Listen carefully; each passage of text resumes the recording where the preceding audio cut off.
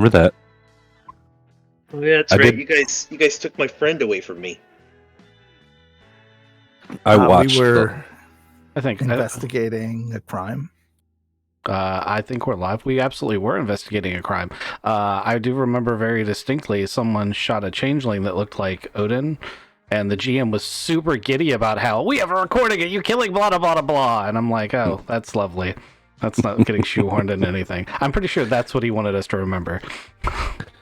That's part of it. Yeah, that is part of it. Okay, well, yeah. Welcome back to Dresden Files. This is season 2, episode 9. We're calling Ritual. We ended last time's episode with a cliffhanger where you guys were in the necromancer's lair, and had actually gotten into the necromancer's living quarters and went through the necromancer's computer and fought the necromancer's dog. And then it was weird, but I think Malcolm figured out he had an iPhone all of a sudden. Thomas looked at the great. iPhone and realized that it was not an iPhone, that it was something sinister and bug-like. Chopped it out of Malcolm's hand, and then it became a like big crazy purple wild fey. And like right there at the end, things got crazy. But what do you guys remember about the investigation that's led you there?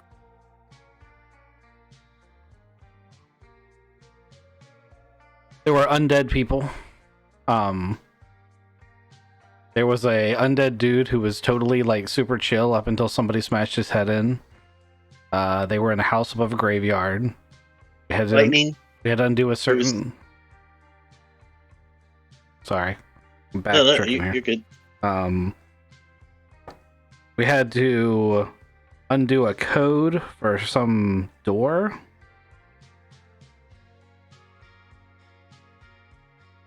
I've got a magical book of mysteries. We were called The to guy- investigate a murder. The guy that got killed, there was a blast of like lightning-like laser energy, or laser-like lightning energy, or something Yeah. like that. No. These are good notes to have. The twins are involved somehow. Okay. At least yeah. one of them. Or not. Or not. Or at least one of them. Well, or not. I can't think- remember if we closed that line or not. Let's go ahead and I'll do a little recap.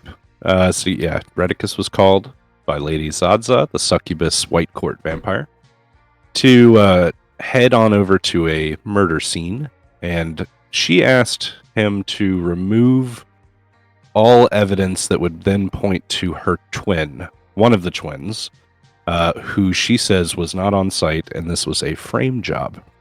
Then you guys were called by Detective Billings to come down to the Crossroads bookstore, and on scene, you guys got burritos and checked out some stuff where you found, there was a dead guy. Like, he was already dead, previously dead on the sidewalk. You checked him out, and then you checked out the wizard that was dead on the hood of his own car after apparently shooting a big purple laser, through a bunch of buildings. You did find the Voynich manuscript, which was a facsimile of a book that was made in the 600s. The Voynich manuscript is some crazy different language, and it's got a bunch of crazy illustrations and stuff. I don't know if anybody's Googled it, but it is a real book, and it does look pretty cool. It does look wild. I read a podcast about it. Oh, cool.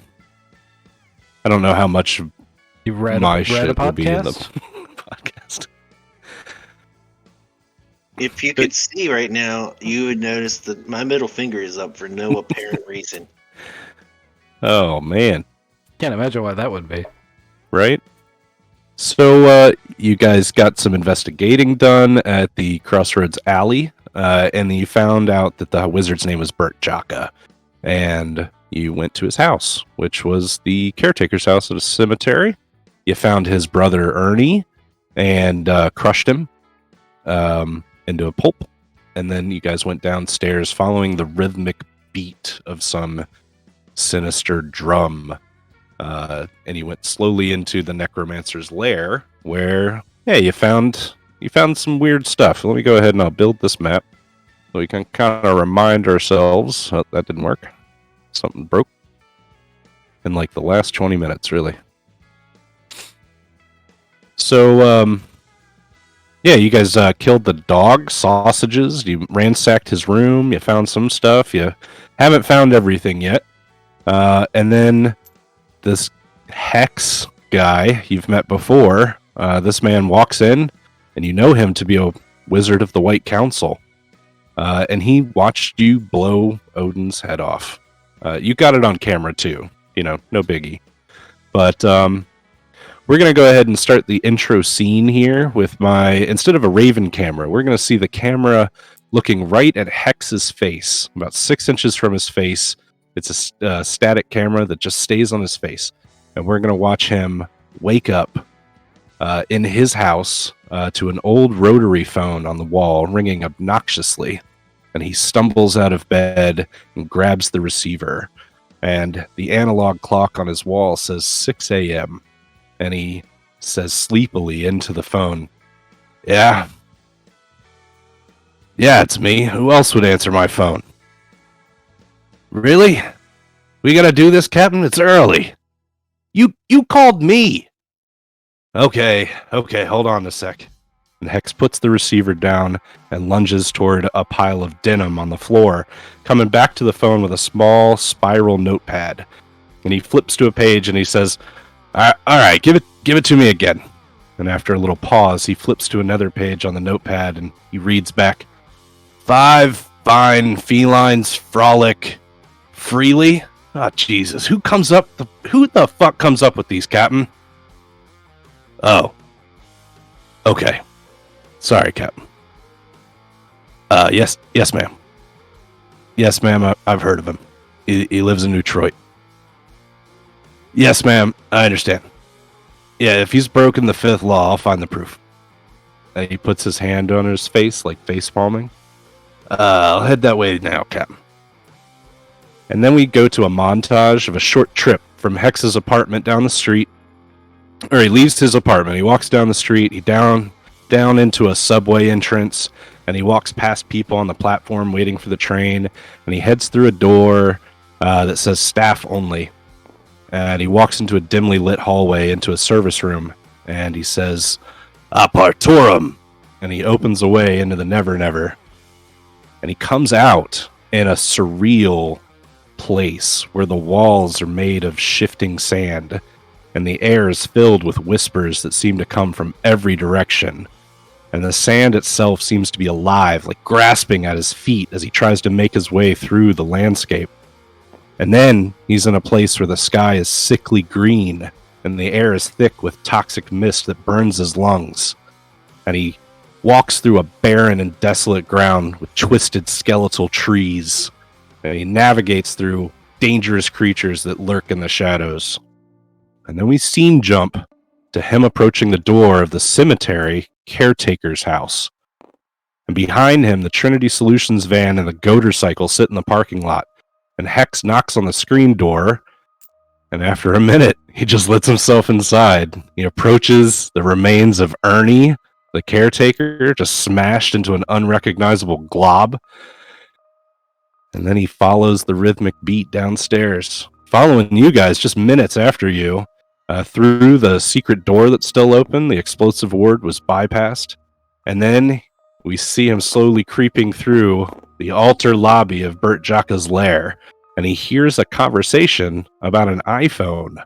And Malcolm says, "This thing is amazing!" And then there's a slice of a samurai sword. Zing! Damn it, Thomas, look at what you did to my phone! I just saved you from the... What is that? I don't know. It was my phone! Blam! A shotgun goes off and blood sprays across the floor. Wham! A hammer swing. And then a pause. And then he hears Redicus say, "Huh, that's really interesting." And Malcolm says, "Where's my phone? I'd like my phone back. Where did you come from? I'm not going to lie, I will break your arms if I don't get my phone back." Another short pause. And then wham! Another hammer swing. And blam! Another shotgun blast. And then another pause. Redicus says, "Huh. Well, I do wish it had answered our questions.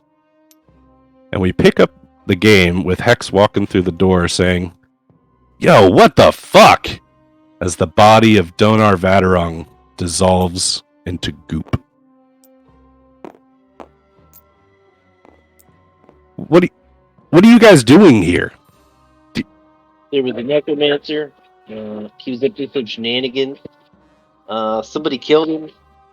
We came to investigate, and my phone turned into a thing. It was an awesome phone too. And anyway, it turned into a thing, and we killed it. That's pretty much it. I don't think you missed much. Okay, so this dog here was here before you guys showed up? Yes. Yeah, that's Why would- how it works. What kind of stupid question is that? Who has a zombie dog? Also, Apparently. I don't know if we've been formally introduced, but I do remember you being introduced or pointed out as Hex once upon a time. What are you doing here? I'm with the I'm with a peoples that well, I'm here to actually investigate Bert Jaka. He's like looking around the room to see if he's here, and he's like, I got a tip that he was into some necromancy bullshit, and it looks like it's true. You said he's dead, you big guy? We don't know if that's him. No, the dead guy out that we were investigating. That was him. He's dead. We Oh. just came here to finish investigating like what was going on with him because there was a lot of necromancy stuff going on, and he died weird. Somebody's got a book. It's a really weird book. Yeah, we have a sample of his blood in the car if you can match it somehow. Also, this is a cool book. We also saw a video where a guy was chasing this book and he was like tapping on it and it made a thing run. It was necromancy. Well, it sounds like necromancy, yeah. All right, so I'm just trying to put everything together. Bert Jaka, necromancer. So that part of my investigation is pretty much done. I appreciate that. 2, Jaka's dead already. So that part of my investigation is done. That's pretty cool. And 3rd, you guys are here to ransack the place? Or you're looking for like a bigger thing? What are you guys after? We were asked to investigate the murder. When weird shit happens in this city, they often call us to look into it. And necromancy's pretty fucking weird. Yeah. Okay. All right. This changes a little bit of my day's schedule. So, what can I do to help you guys? Anything? Well, honestly, Hex, we don't really know you that well. What can you do? Well, have you gone through this place yet? Like, thoroughly? I'm sure there's some more creepy, weird shit. We were doing that, and then you showed up, and we're like, "What are you guys doing here?" Well, I have to ask that question. I don't sound like that either. There's probably better ways to sneak up on people who literally just destroyed a zombie dog. Some kind of changeling thing, some undead stuff. I mean, it's That's a pretty good changeling. He was able to change it to some pretty elaborate forms. Yeah. So let's do a discovery phase again, because there's some new information in here now that I don't want you guys to miss out on. This book here, Thomas, is not the Voynich manuscript. This is Bert Jaka's journal, so you'll be able to find that. I'm going to go sit in the dog bed and read the journal. Okay. feels like ass, dead ass.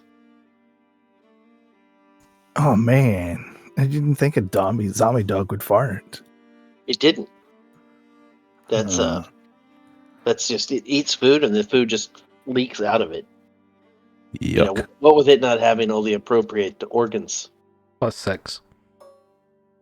Ooh, nice. Oh, man. I Look around the room. kicked that pillow off. And my eyes settle on ... You find a slip of paper as soon as it loads. Oh no, that didn't load in right at all. Also, whatever this token is back here is just blank. Whatever this token, can you ping it again? Oh, okay. We don't need that. I got a -2. Wow, you did a great job. Okay, I know what I have to do. I figured out this actually is Odin. Oh man, can I do an autopsy on a Chingsling person? You can't You because killed it's my goo. dad! Yeah, So so turned to goo.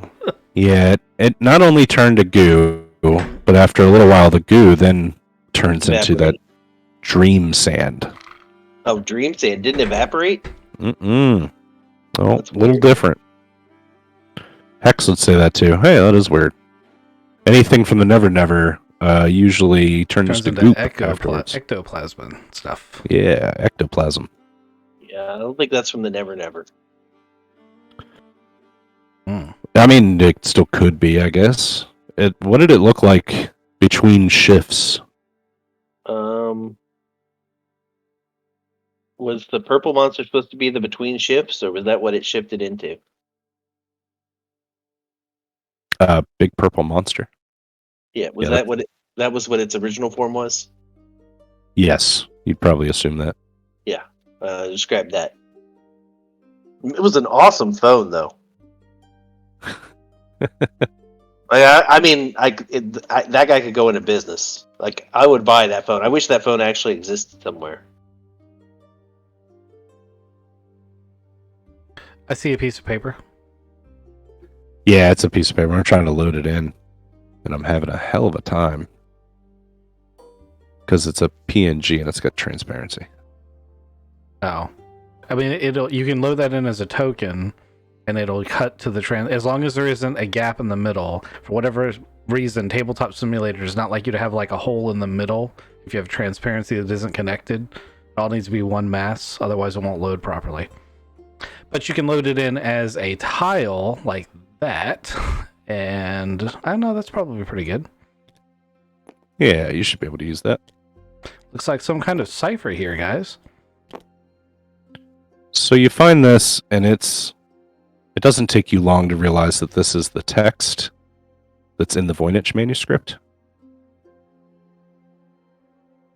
Well, someone So was this is- deciphering the Voynich manuscript. Also, wasn't there a someone had a note with some of this writing on it, and they failed to say until like the last minute? Did we ever True decipher that. that? Who did that? Did we ever decipher that? I know it's CO2. Is it though? Well, right now it's upside down, so yeah. Is it though? Okay, it's not upside down. That's some bullshit right there. Who uses an upside down 2 as a fucking symbol?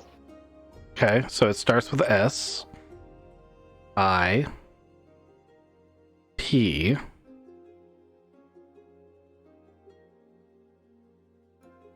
It's not a H, N. O, N. Oh, you did it Siphon? backwards.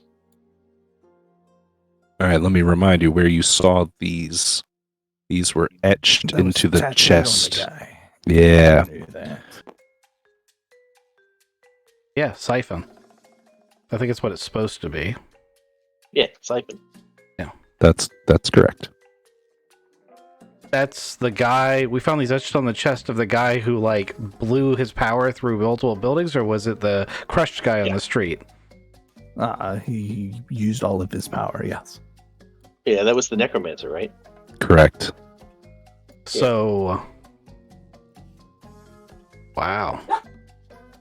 I wonder if that somehow made that spell do that.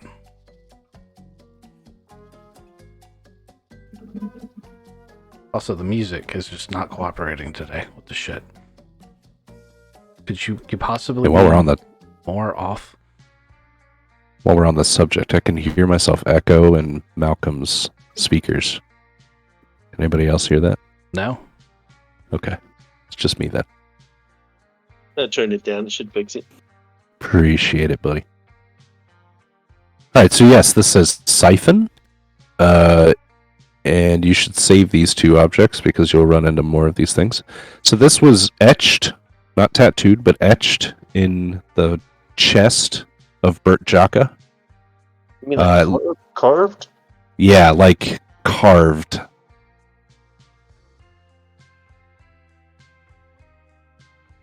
Hey, didn't this writing show up on one of the other doors? It did. We should probably It go was have a look at it that. was the wasn't that the symbol that was like it was a rune of It was this door. oh, okay. Can I have a copy of this cipher? Yeah. Victor writes it down in his notebook. Carries one of them 99-cent flip books that you see every police officer ever carrying. Yeah, absolutely. Where's the writing that was for this door? When you get back out there, I'll pull it down. But I'm trying to send something to Kizik. Oh, you're Because- dead, man. Kizik has the journal. I'm not talented enough as a GM to run like side DMs and GM at the same time.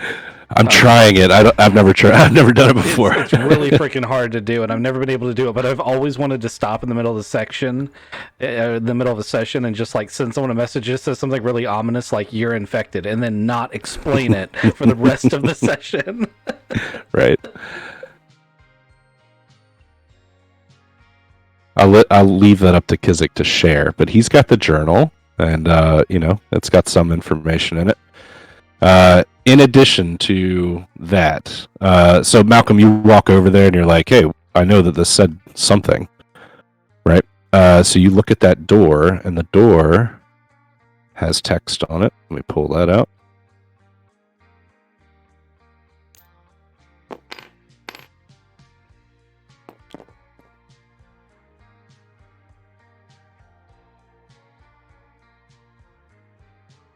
Oh no.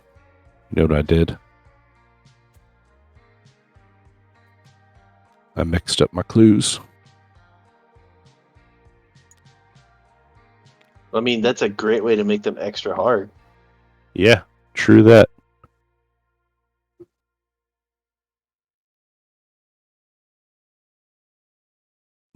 Just one more thing. Sorry.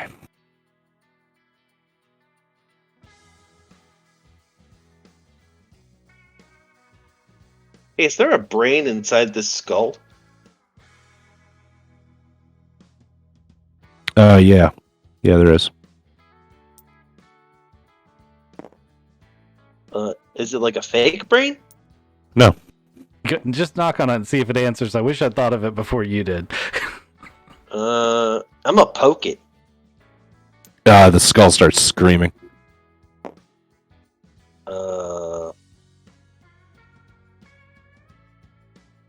I stop poking it. It stops screaming. Does the plaque say anything? Yeah, it says, Dr. Frank In Stein. Gotcha.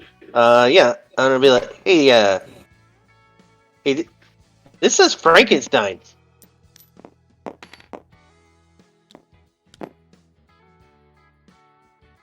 It's a nice little curio.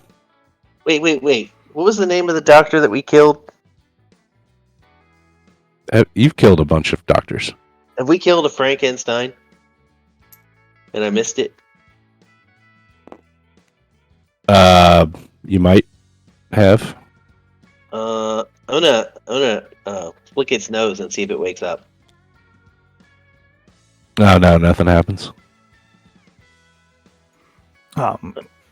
Thomas looks up from his book, like unaware that there's a screaming skull, and he walks over to where the sand is on the floor, and he starts like sweeping it up, and he is looking around for a bag, and he sees Hex kind of for the first time because he's been reading this book more, and he goes, "Whoa, do you guys know anything about dream creatures?" I know that they can be pretty fucking horrible. Yeah. So most things in Dreamland, which is like a part of the Never Never, they can manipulate reality. The powerful ones can. Some of them can, cause nightmares. Go, use mental magic, go into your brain and fucking kill you. Terrifying shit, man. Jaka thinks that he was being chased by a dream catcher, and he thinks he caught a dream creature. Yeah. And he looks back down at the book and turns another couple of pages. You said mental magic, like the ability to make you see something as an iPhone. Yeah, they could do that. Wait a second. Wait, Thomas, that phone? you're reading this book? Yeah, that's another one I found. Is over there. It said like dreams and wishes, Jaka, do not read, and it had like a little lock on it. Oh, that's not this book I thought. Question, Thomas. You said iPhone. Wait, so there's a phone like the phone that guy that I lost? Yeah, they're really expensive, and garbage. nobody would be caught with them on purpose. Let's say someone wanted to get one. Where would they go to get one? There's a store that sells apples. Also sells those phones. It's the iFruit store. Yeah, iFruit.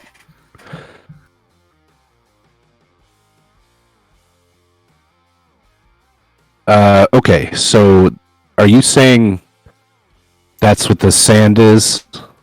And he, like, Hex goes over and kicks the sand, like, brushes it up a little bit. And he's like, okay, if this is dream sand, this thing, whatever this shapeshifter was, it wasn't like your normal doppelganger shapeshifter phobophage. Well, it could, I guess, be a phobophage. You guys know about phobophages? Nope. Victor takes a sample of the sand, by the way.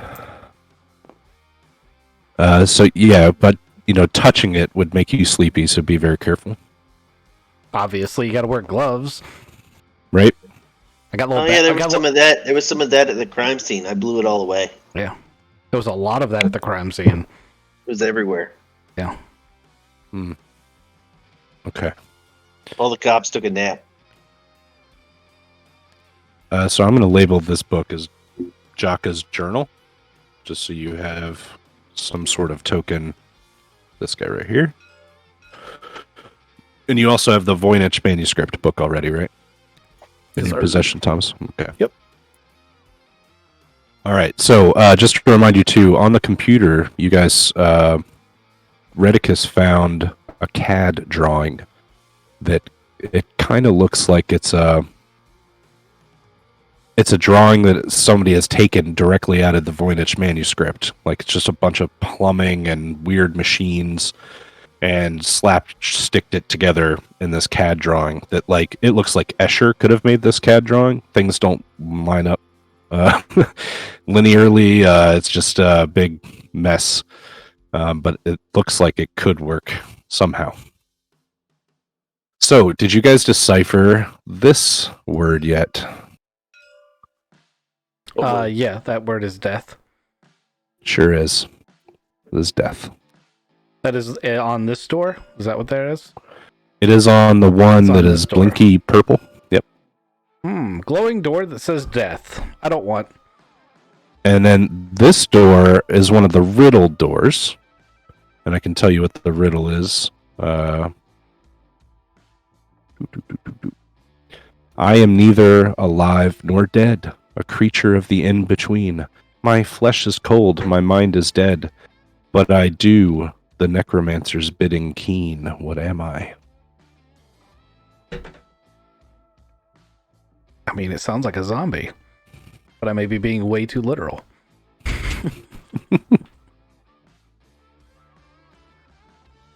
Yeah, if you say zombie out loud, I mean, I would have said that. Am I going to the get door killed? opens. Okay.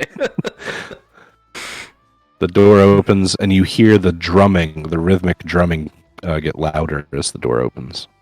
Hey guys, it sounds like the big bad might be through that door. Who wants to go first? Oh, I'm pretty sure it's through that other door. Like a guy said he caught one. I'm gonna take the skull with me. Okay, I will give you this. You can take it with you. Put it on your. Oh, we're not going that way, Malcolm. Oh, which way are we going? So this way with the this door.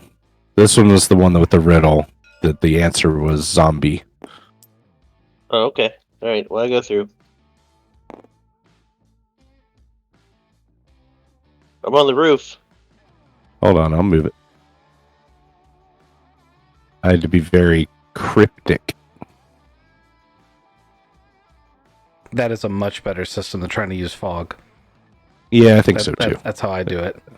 That works very well. Malcolm, you come through. As you come through the door, you see the room is filled with all sorts of magical paraphernalia, including like bubbling cauldrons, alchemical instruments, and jars of mysterious ingredients. The room is dimly lit with candles and torches. They cast shadows on the walls. The air is thick with the scent of incense and death, and the sound of dripping water can be heard in the distance. The room is cluttered with various tools and equipment used for necromancy, such as jars of preserved body parts and vials of blood and bones. And as you come in, there's a disembodied hand floating in a large glass jar filled with preservative liquid. And as you see it, it goes from clawing at the glass, trying to escape, to becoming a fist and flipping you the bird. And there's lots of these jars lining the walls of the room. There's this large, ornate ritual circle in the middle of the room. It's made of gold and other arcane materials with symbols and runes etched into it. And there's 3 fucking zombies hanging out. There's 2 women and a large man. And as you come in the room, they see you. And this one, the blonde, starts shuffling towards you slowly. They're in various states of decay with ragged clothing and missing limbs. They say good day, ladies. And I hold out Frank. I'm like, Frank, tell them we're friends. Frank screams, and Abby stops, and she cocks her head, as a dog would, questioningly, and her jaw comes unhinged a little bit, and it's just gross inside. And she snaps her jaw up, and she says, "Where is Chaka?" He got murdered by some guys. We're trying to figure out who did it. She looks over to the other woman, and she walks up, and so does this big hunking zombie back here. And they all look at each other, giving each other like meaningful zombie looks. And then Abby turns back to you, and she's like,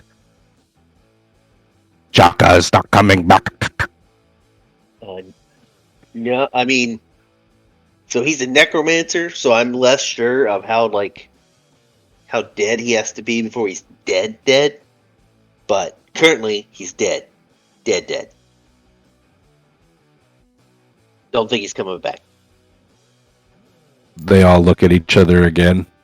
What are you guys back in the back doing? Are you guys just chilling outside the room for now? No, I was going to follow him in, especially if I hear voices, but I was going to grab a pillowcase so that I could make Malcolm like a baby cradle thing to, have Frank in. Oh, yeah. Swaddle him. Yeah. I got papoose. Here you go.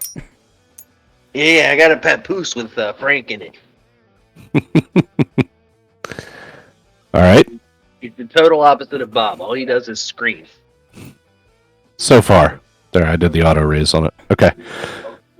So yeah, you guys hear this conversation. Well, really, Abby's talking to Malcolm, and Abby's a gross fucking falling apart zombie. But she seems like she's intelligent. Like she's got that eerie zombie intelligence in her eyes. But she speaks in low guttural tones, and she says, Chaka's not coming back. Are you here to end us?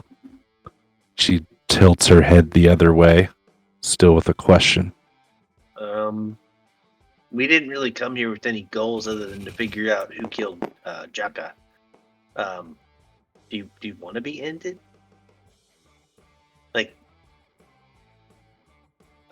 Which way is the question going? Are you asking if I'm a threat, or are you asking if I'm doing you a favor? It's hard to read your facial expressions; they're kind of unclear. It may have to do with the flesh falling off. Have you tried lotion? Or would we are not allowed to leave this room. Oh, okay. So you want me to bring you some lotion? Let me check my pockets. I turned around. Hey, you guys got any hand lotion?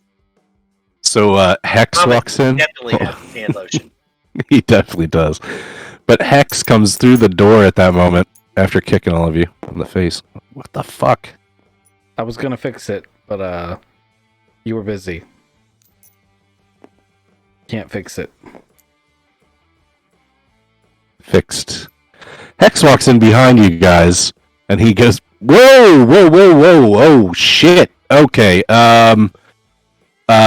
zombies? Yeah, we're not killing these zombies, guys. I mean, You're investigating a goddamn murder, okay? And these are clearly witnesses.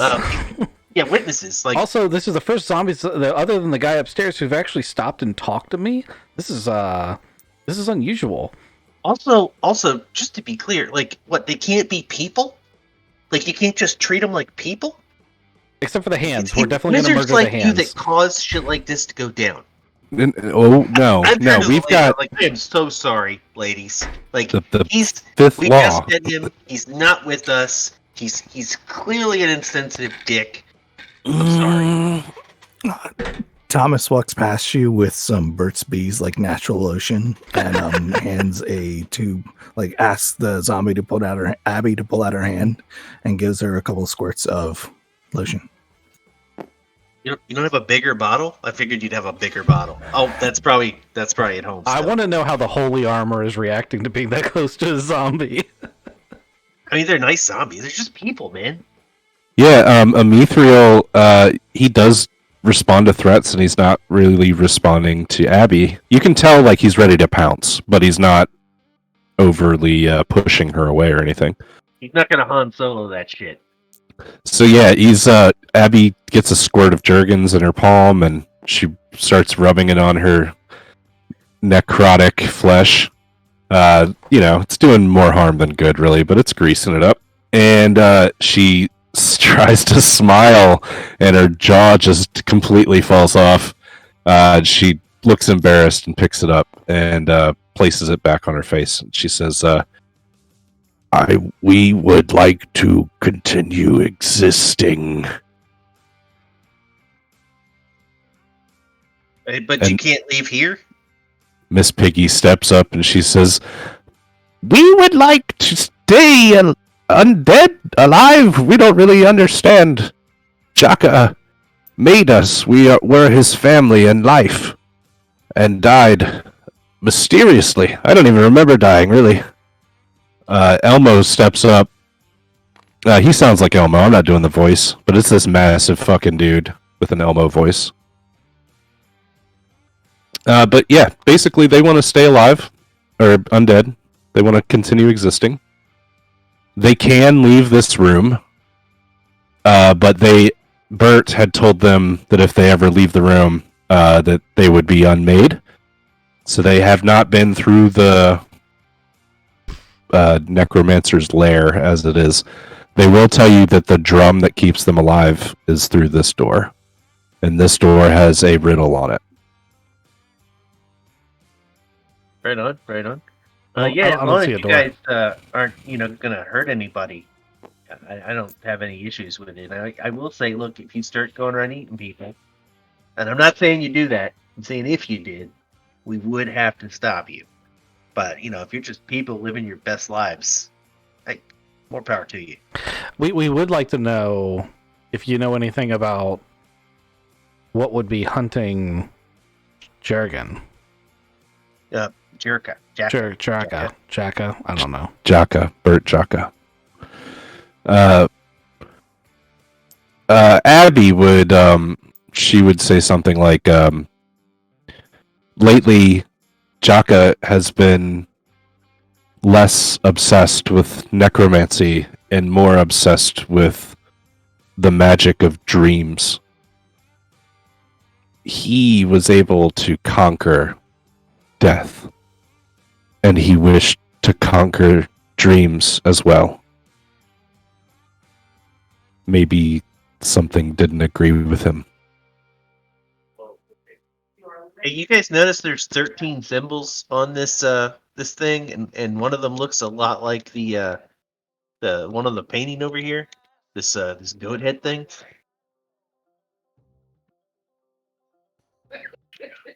I had not noticed that. That's It's a comic book thing, so like I have advantages there. I'm gonna go with that. he's not talking about that, Kizik. He's talking about the painting on the wall. Yeah, let me pull this down because this is a good clue. It's going to come back. I want you guys to know that. Metagame, it's super important, but yeah, you should get to know the Council of the 13. Oh, you've seriously neutered our privileges. I can't tab that. Really? What? I can zoom in on it. I'll do it that way. It's harder when you're moving it around, though. Yeah, definitely. Yeah. Are these all rat people? No, there's at least one goat person. I'll give you copies. He could just be a demon rat. This one will stay here, I guess. Do you want a copy, Malcolm? No, I was trying to look at this one, but you fucking count. There's 13 of them. There's not 13 of them. There is if you count the...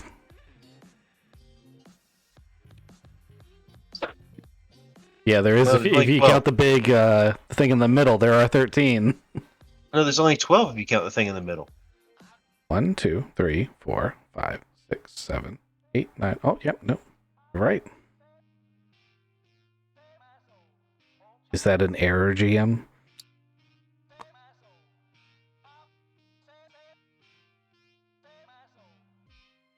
Let me get the pen out. I'll draw one in for you. No. I think you're right. There probably is a miscount. Well, someone's got to paint it. I think the egg The might guy have been that's the all right. 13th. Hold up. The Council of 13 would not include a painter. Like they're not like, hey, listen, we've got a spot. If you paint this for us, it's yours. You don't know. Nope, there are 13 here. There's 2 of them right here. If you look really closely, 1, 2, 3, 4, 5, 6 on the left, because there's 2 What? here. Yep, you gotta look real close. Right here. It's not putting the arrow where it should. 7, 8, 9, 10, 11, and then he's 12. You're saying 12. there's 7 right here? No, there's 6 here. Six Yeah, on the there's left, 6 right here. 5 There's on the 5 right. here Yeah. and 1 here. Okay, I've counted this a couple times. Unless this skull right here. Oh yeah, that's the old the dead little one. No, I think I just that's Frank. miscounted. That's Frank. The Council of 13 sounds way more sinister than the Council of 12. Uh-huh. Alright, do any of these symbols match up? I don't think they do. I don't think they do either.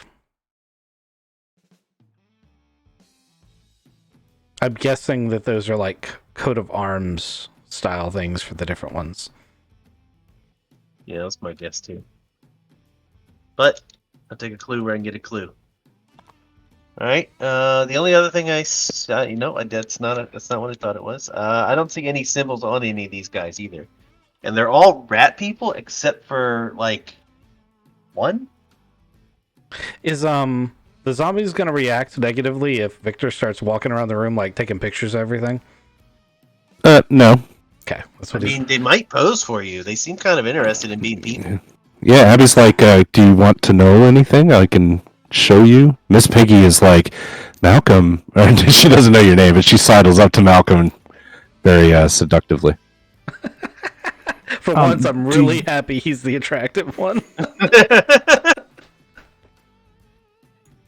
Do you guys sleep or dream? The undead are known to dream. We dream about the same things that you do, but we know that like we can never really enjoy it. You know, you can't really enjoy dreaming when you're dead. But we have crazy dreams because our brains are falling apart. Cool. So, like, he didn't figure out. Like, he figured out how to keep you alive, but he didn't figure out how to like keep you from deteriorating. I think as this is as like far gone as we're gonna get. We don't really get any past this point. We've been dead for a long time. All right. Are you guys all jackers too? Yes. Oh, and I forgot. Grover's in the drum room. Oh, I'm sorry. It's Cookie Monster. Cookie Monster's in the drum room. He can't get out, but you know, he's in there. I'm assuming Can't he get out? I'm assuming he can't stop hitting that drum, or bad things will happen. But you said there was a door there, even though we don't see it. Yes, there is a door there, and it's got Okay. a riddle on it that you could open with knowing the right word. I would like to investigate this room to see if I can figure out if there's anything important in here with my limited knowledge. You can actually. I won't even make it a discovery. The clues that you've gathered, these are all the things that just back up that Jocko is a necromancer. There's nothing dream related in here. This seems to be what his life focus was on up until you started focusing on other things. So actually, my investigation has shifted to who are the Council of the 13. That's kind of what I'm trying. Are they dream world people? Are they necromancer? That's all. Like I'm really looking for stuff related to them now. Oh, okay, I gotcha. No, you're not going to find anything except this painting here at Jocko's. Mm-hmm. If you go through his journal, he doesn't even mention the Council of 13 in his personal journal. Okay.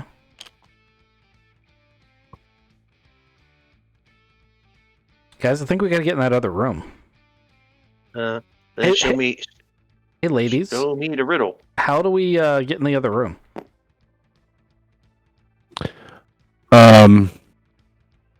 We weren't allowed to leave. Let's go see what room you're talking about. And Abby and Miss Piggy leave this room for the first time in a long time. Elmo comes too. I so want to tickle him. Hey, Elmo, go tickle that door. He's got some self-preservation. He's not going to walk up to something like that. So Hex comes over. He's like, okay, so this is it's got a ward on it, just like the ward to the secret door from the basement. How did you guys get past that one? They don't look like wizards.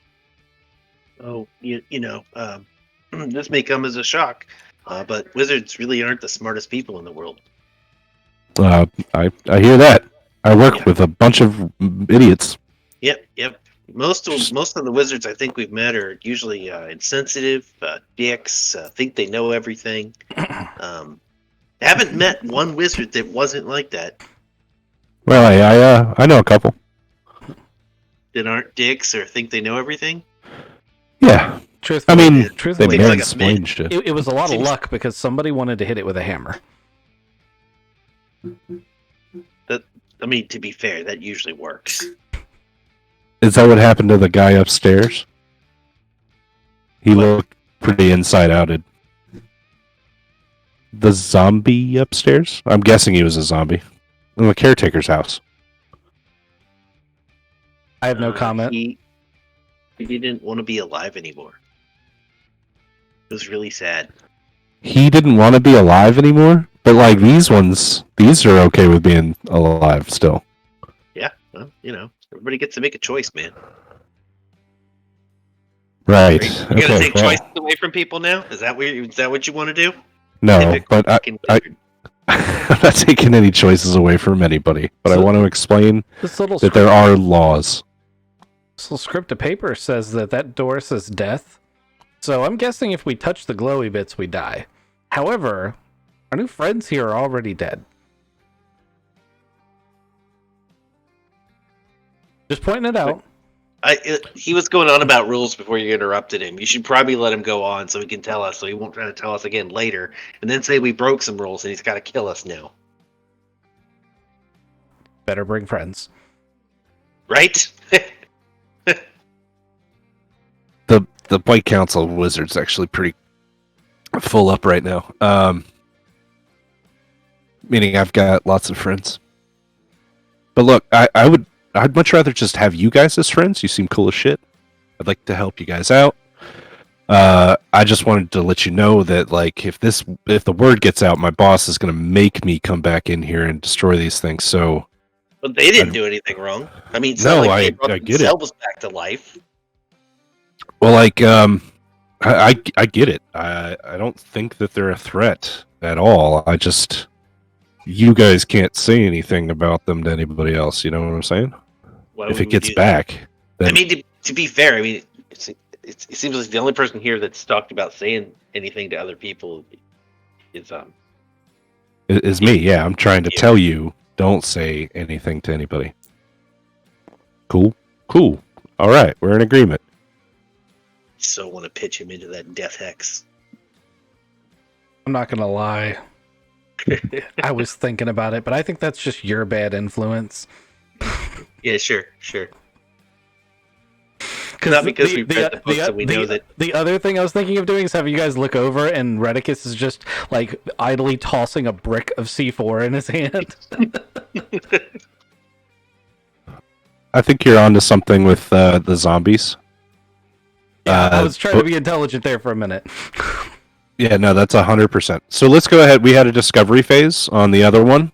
And I told you that it was an obstacle that needed 3 passes to pass. So you tell me what your approach is, and we will try to tackle this obstacle together. We can also use Hex here as a wizard with his arcane knowledge, and I think we can use Elmo here. So between the 3 of you, if you narratively tell me how Hex, Elmo, and you guys can come up with a way past this protective barrier, it's going to happen. I'm trying really hard to remember all the magical things I've learned over the recent past, which is a highly limited amount of information. But also, Victor is the kind of guy who does riddles, so like he sees what the word is. He really thinks he's onto something with the undead thing, so he's going to follow that logic to its conclusion. I can use Trained Sleuth and Private Eye for this. Yeah, 100%. Okay. Well, that only gives me a 7. Only. That's still a pretty good roll. Can I use Force of Will? You did that last time. I know it worked. I know why it worked, and I facepalmed at the same time. Every player at this table talked about it over the intervening weeks. So, fool me once, shame on me. I'm giving you, like, you got Elmo here, you got Hex here. I just want a little different flavor this time. Help me out. Different flavor. I got a -2. Your next best thing besides Force is that bad? No, I used Guile on the last one. That's a 1. I can't figure out how to use Flare for it.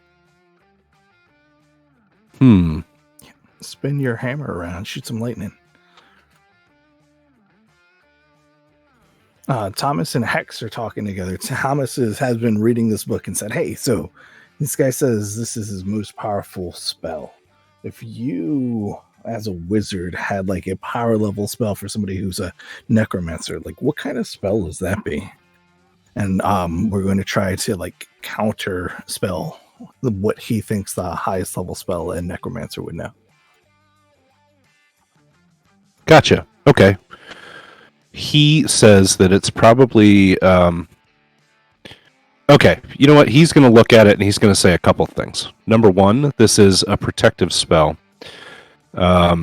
It's like a big shield. So, like, the more you slam against it, the tougher it's going to be getting through.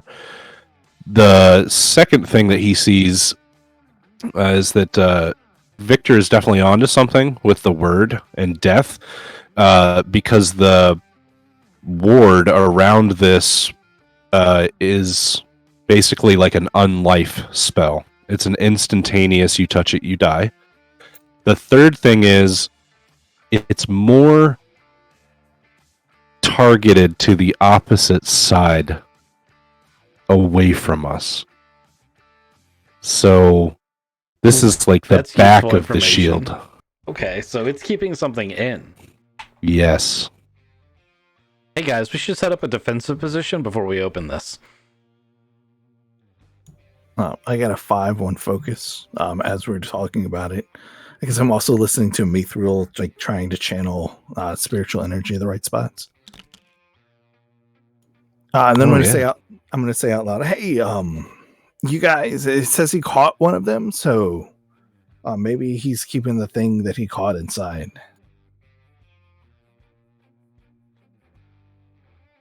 Hex looks at you and it says, what does it say that he caught? What are you talking about? A dream creature. He used some kind of summoning ritual, and maybe it was a gate guardian. Oh shit! That's not just some creature. You're talking about a guardian. Guardian. Fuck. Hey, so I got a 5 to convince one of the zombies to touch it. Well, that's not bad at all. And Victor, what you get?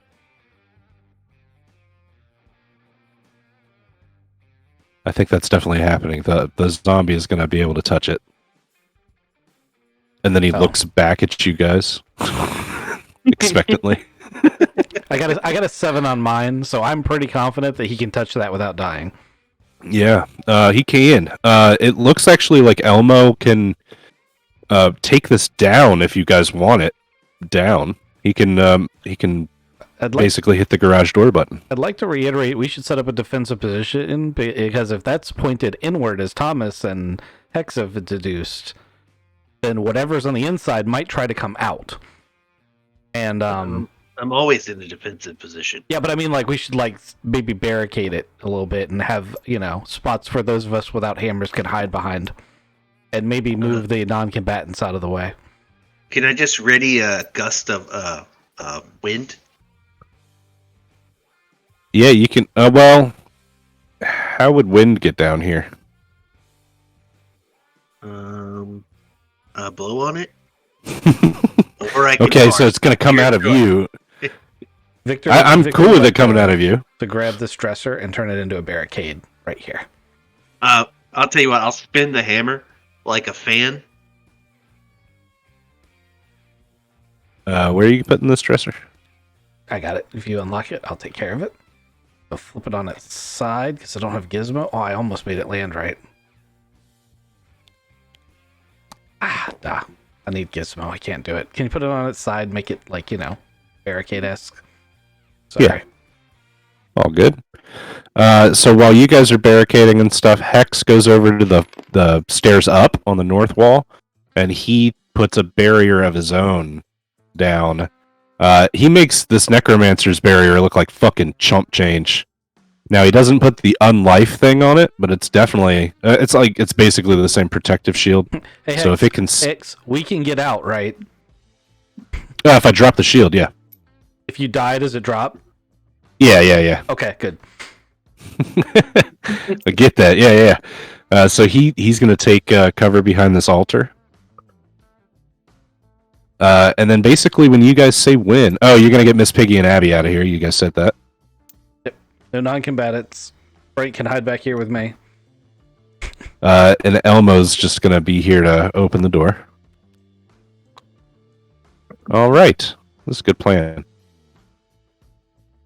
So is it like 3, 2, 1, drop it kind of thing? Yeah. Okay. He drops it, and then I'm prepared. I haven't released it, but I have been whirling my hammer around, making it go faster and faster, creating like a vortex. Okay. So the door opens, and like this cold mist comes drifting out of the doorway. It's real dark inside, and Elmo looks at you and he says, "I did good." Yeah, Elmo, go back to the you toddle on back to your room.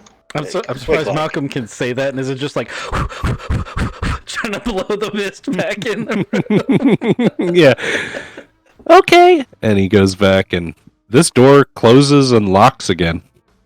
Good for them. Yep. All right. So yeah, this sickly gray mist is pouring out of this room, like a swirling fog. The room is dark beyond this point, with only a faint, like eerie light emanating from something within here. You got Victor any puts on flares? his gas mask and pulls out 4 road flares that he tosses to Malcolm. Yep, I'll start tossing some flares in there.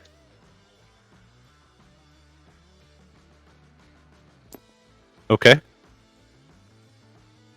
They go in and disappear into the blackness. Is the mist and the blackness look like they're the same thing? Like the mist, the blackness is just concentrated mist? It's hard to tell from here. It looks like it's being generated by something in there, though. All right, I'm gonna try to blow the blackness and mist away.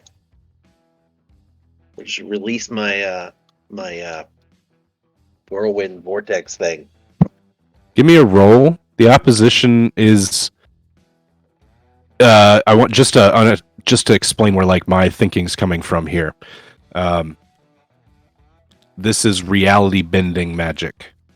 So you're going to have to put a lot of force of will behind it and a bunch of magic, not just a bunch of air.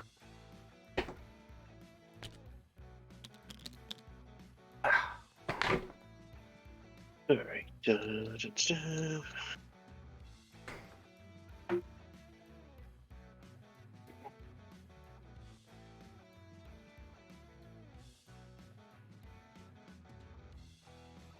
9 if I spend a point, which I will.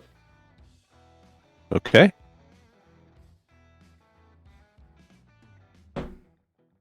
So the fog lifts. The flares are nowhere to be seen. Like you didn't even throw them in, but the blackness lifts a little bit, and you can see in here a little bit more. And there's a bunch of just broken crates and trashed machinery. And then there's like a faint glow coming from this back corner, where this massive dream catcher is like glowing faintly up against the wall. So you just see this crazy design. That design is blocked. It's kind of like in shadow by some crazy like horned spiked contraption in front of it. Does that look like the on the Council of 13? Is that the same kind of thing? No. Okay. Malcolm, what do you see? Weird shit. Real weird shit. I look at Hex and I'm like, we keep him around because he's super descriptive. Yeah. Really, really weird shit.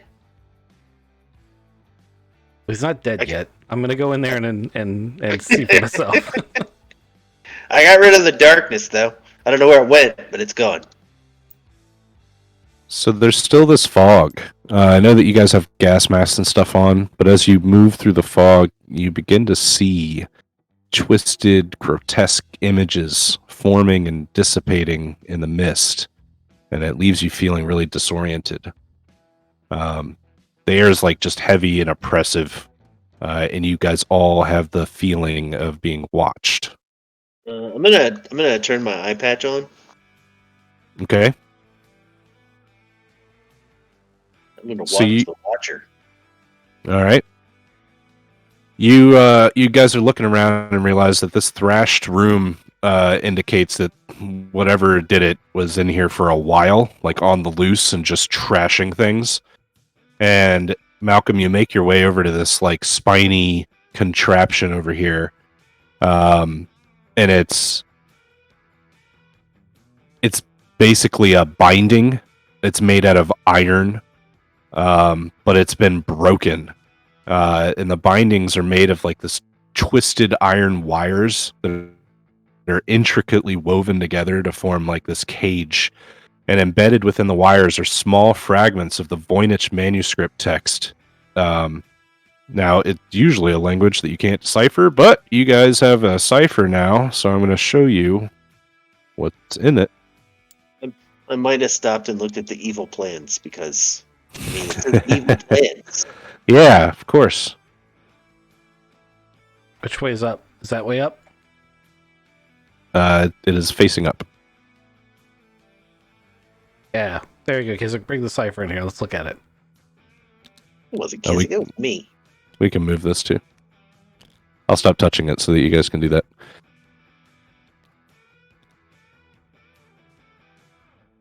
So all of this is suggesting that Bert Jaka used this Voynich manuscript text to bind the creature. It says capture. It does say capture. Good job. And that script is on the binding or on the evil plans? On the bindings. The evil plans have like the machine, the CAD drawing and everything is printed out on these evil plans. And the machine that's all broken behind you guys, it describes how this machine reaches into dreamland and pulls or summons a creature out and captures it and pulls it to this plane of existence. And then this machine over here, so the Dreamcatcher and everything combined, allows Bert Jaka to basically use the Dreamland creature's powers. So instead of necromancy, he was wanting to control reality using a very, very powerful dream creature. Is there a dream creature in it now? The bindings are broken, and you guys feel like you're being watched. Does it have a reverse vacuum button? It does not. I had to ask. Yeah, I get it. All right, so suddenly you guys are each overcome by powerful, vivid nightmare tailored to your deepest fears. Malcolm, you find yourself trapped in a burning building, the feeling of heat and smoke closing in on you, all the while writhing, squirming creatures are inside of your skin. Thomas, you see your wife and daughter being dragged away by demonic figures in a dark alleyway, their screams echoing in your ears. And Victor, you're in a haunted graveyard facing off against wraiths. And then all of a sudden an enraged Malcolm turns on you and you have to fight against him. I am not telling Malcolm that that's my deepest fear. No, you don't want to, but I know. I know that that's what you guys fear. I think I would be falling off a building. Oh, yeah, that's a good one, too. But I wanted it all to be obstacles that you could face off against. So everybody give me just an aspect or an approach roll, your best approach, or how you want to get out of this narratively. You guys know going into this that you're facing off against a dream creature. It's not like something that's you got to roll like a sanity for. You guys know what you're getting into. So here you were in the middle of this lair, and all of a sudden now you're in somewhere else. You know that this magic. You can fight your way out of this. You're not caught off guard. And Thomas, you still have Amithriel's help here. You feel like you're dreaming, really. And Amithriel's like, okay, this is a nightmare. I can't stop. We got to just get through this. So what are we rolling? So give me an approach. How would you get out of a burning building? Probably forcefully, right? Yeah, Juggernaut. Yeah. Thomas, you see your wife and daughter being dragged away. It's as an obstacle. How do you want to fight against that? I have my bow, and I am ninja shooting all the things that are dragging them away. Oh, nice. Okay, cool.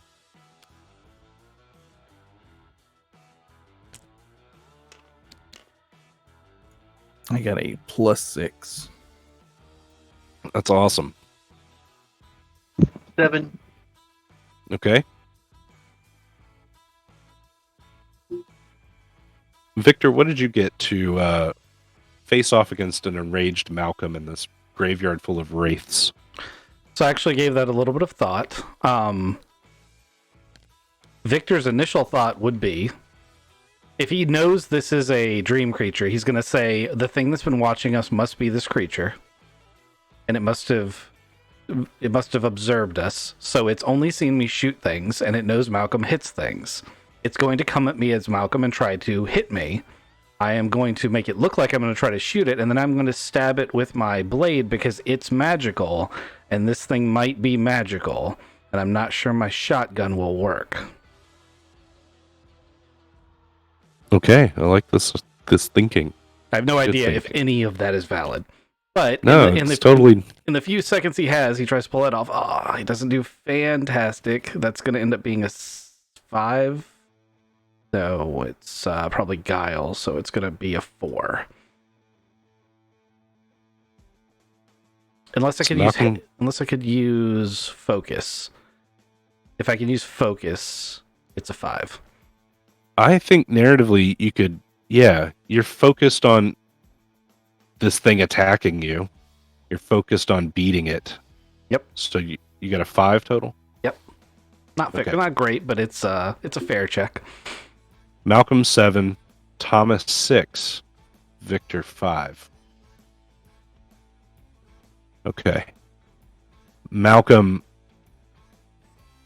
you are coming out of this burning building very forcefully, and you break through into reality from the other side of this burning building. You're back into the room that you were in. The fog is enveloping you guys, and it's getting pretty disorienting, but you can see Victor, trying to slash this thing as it's moving through the mist and fog. It's super fast, but he's about to hit it as you break through. And Thomas, you grab the hand of your wife, and you actually feel like she's there, solid, real, and these demons are pulling on your daughter now, getting her away. But you've plucked off a bunch of them. It just seems like you're just here still in the same nightmare.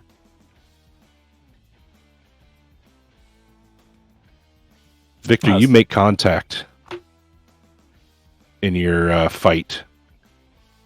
And Malcolm, you see him slash this. It's a wild fae.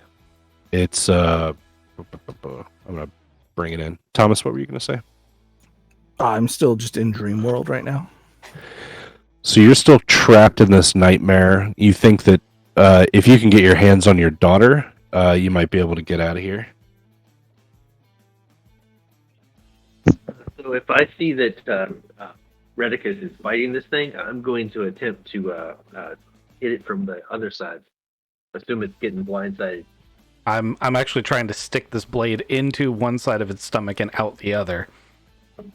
I'm going to push it onto his blade and then maybe through it. Okay. I mean, I'm not gonna care if my fist ends up in this thing's guts.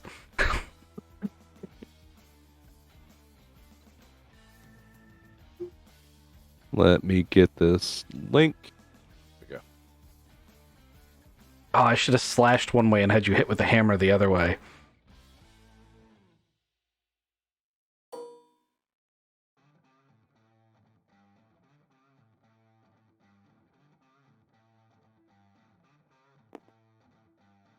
Oh, you do it. ugly mofo, ain't you?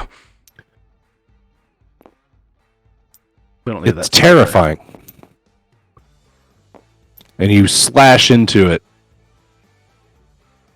And it screams and shrieks.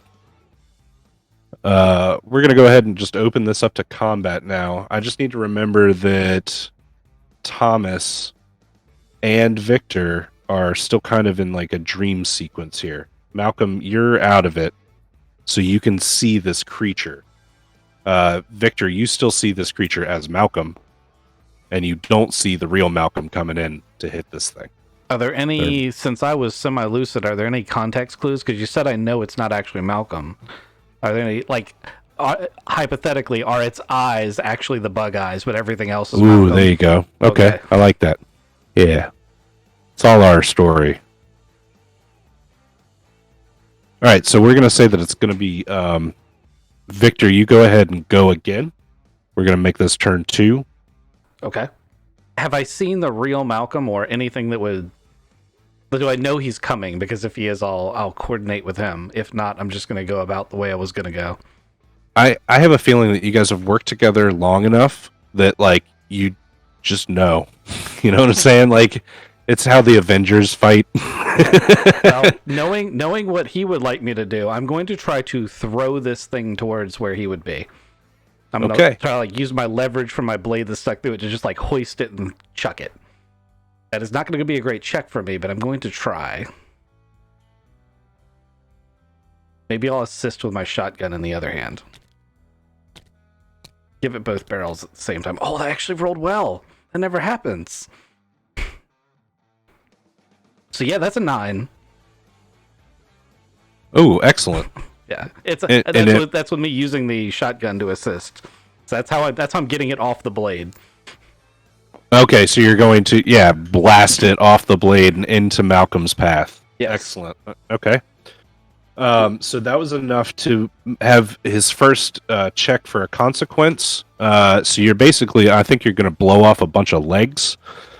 This thing still is kind of insectile and can still move. But yeah, it gets over to Malcolm. Who do you want to go next? I would like Malcolm to go next. Surprise, surprise. Right? Yeah, so I'm going to hit it.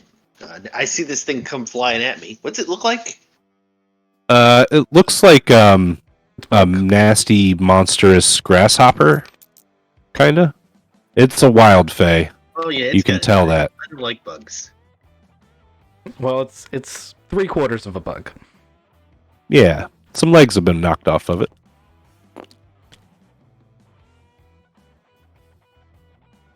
Wow, that's a good hit. It's either 10 or I can spend another power and get another 2. I'd suggest doing it. Spend the power and hit it for 12? Yeah. Okay.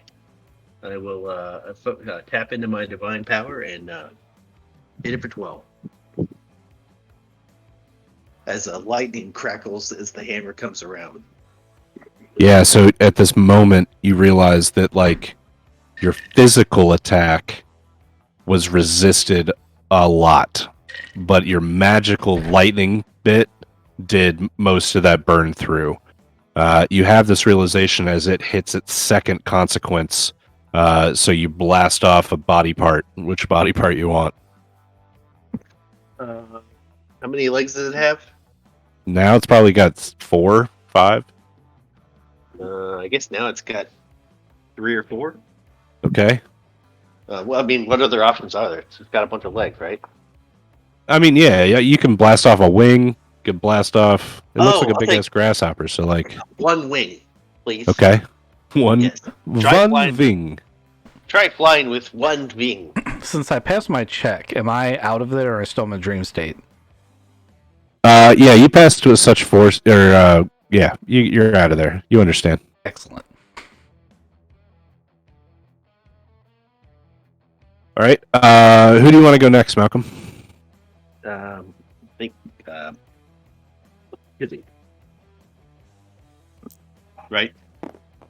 I mean, if you want. You could have been a dick and said Hex. I don't like Hex. Oh man, it's only because I personally, like, because of the way the Dresden novels are written, have a dislike of the White Council, which I think you're supposed to when you read those books. Like I'm super biased against him. Yeah. He could be the nicest guy who came in as, I'm a part of the White Council. What are you guys doing? Yeah. And I basically He is a wizard. I basically said, you in what army? And I don't usually do that. Yeah. And he's like, well, we are the White Council. We have an army. Like, my dad's Odin. Fuck you. He doesn't know that. He's gonna soon. Also, I don't think we need him. It's true. Anyway, so So I'm reaching out into the darkness to pull my daughter back, and I hear Amithril's voice in my head. And as I grab my daughter and try to pull her back into existence, I realize Amithril's leading my hand to my sword. Yes. Mithril, grant me your strength. And through her eyes, I slice out of reality. Blink across. For a +6. Nice. Excellent. Oh no! Can I use forensic pathology or no anatomical knowledge? This is just a bug. I know where its legs get attached. I get a +8. I've eaten crab before. It's like the same kind of joint, right?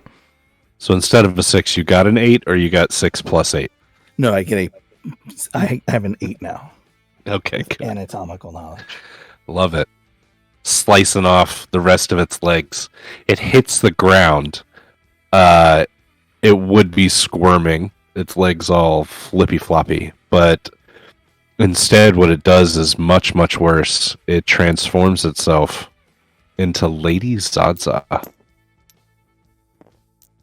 And the blood disappears. The ooze sucks back up into her body. And she's laying on the ground, panting and looking up at you. And she says, "Stop, please. Enough." I cut its head off. Yeah, I was gonna say I'm gonna hit it in the head with the hammer while he's cutting it off. I reach for my medical bag. Are you looking for a scalpel? Yeah, I think in the turn order, it would Zaza, and then Hex would stop and look at Lady Zaza and be like, What the fuck again? Shapeshifter shit. Jesus Christ." He would take a shot, and then, who wants to go at the top of the round? I mean, I'd like to, because I feel like if Malcolm goes before me, I might not get the hit. Go ahead, then. I'm okay with that, because whether or not he kills it, I'm still going to hit it. I don't think I'm going to kill it with 4 negatives, especially since I was using my sword, so that's only a +2. I don't even know if I hit it. Your blade sinks into Lady Zaza's ribcage, and she gasps and looks at you, and then her eyes, they change back to like the bug's eyes, and then it shifts back into the legless bug thing. Oh, I was going to cut its antenna off, but now it's not going to live that long. Laying on the floor with your blade in it, shifted back into the bug. Who do you want to go next? I'll give Thomas a chance, because if I don't, he won't get to go again. Thomas? Yeah, so out of Thomas's medical bag, he pulls a syringe that's surprisingly large, that's full of what he hopes is like Raid, and he's going to stab that into one of the like open cuts that exist on top of the bug right now. Because Raid's a well-known medical liquid. He's got a relatively magical bag of things that he's just looking for. And I'm not judging. I love it. Yeah. Raid! Oh. that's a +4 though. Not the best. Well, you inject it Get in into, his eye. you know, yeah, in his eye, and it screams in pain, and you feel like reality around you is shuddering and tearing, like it's trying to leave. It's trying to leave this place, and it can't. You guys are not letting it. It couldn't leave this room this way before, but right now, in its death throes, it is trying to use every bit of the power remaining to it in one last desperate chance to flee. It's basically. Have you ever seen Jumper when he's tied to the apartment at the end and he's trying to shift anyway, and he's like pulling the apartment with him as he's going, little by little, but he just can't get out of here. I'm gonna say I think he just wants to go home, guys. With that, I lift my hammer like I'm gonna smash it, Gotta do good. I've really built this up. but instead, I charge the hammer like a lightning rod, and I blast it for 4, 5. I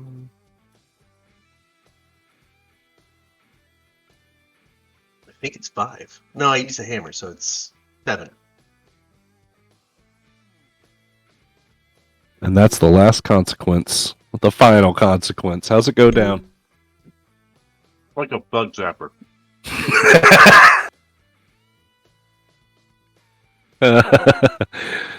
Zzz. Zap. It turns into a crispy critter. Just a charred grasshopper. Dead. Dead. And then after a little bit, it turns into dream sand.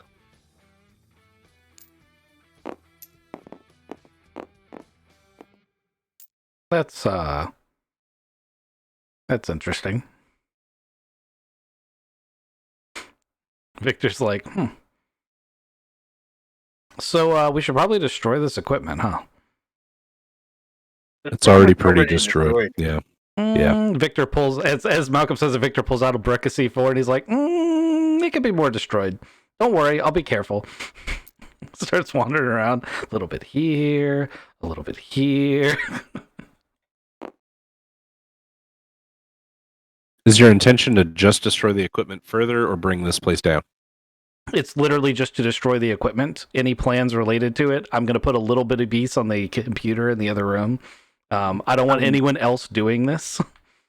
Redicus, before you start playing with the C4, there's a Izzard Way standing over there, and they,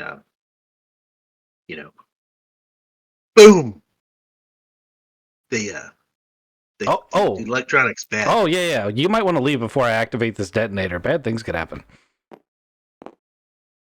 Oh, okay. Yeah. All right. Look, Victor flips open his notepad, says, talk to Stephanie about magical resistant detonators. Explanation point. I'll just stand out here, guys. Yeah. By the front steps. Yeah, but missing anything, guys? We do need to make sure this doesn't happen again. Seems like pretty bad shit. Agreed.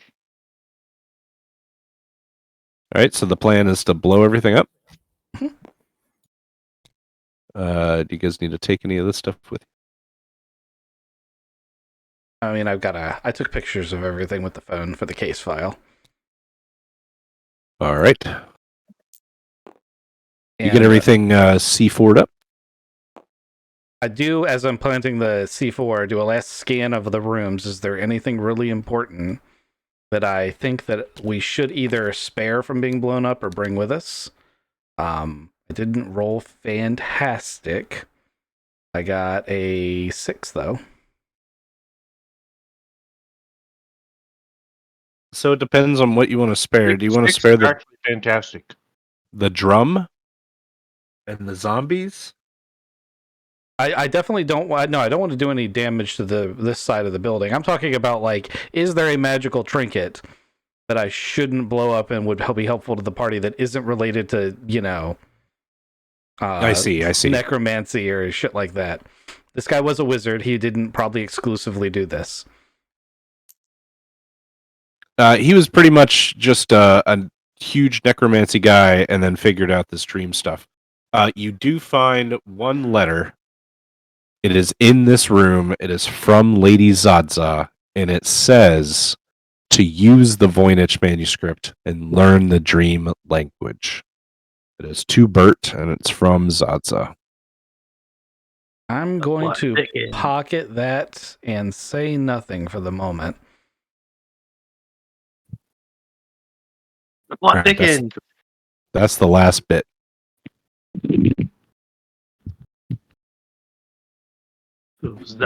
Oh, we don't know that though. Look, all beautiful women end up being bad guys in our games. It's just usually they're redheads, but it's growing.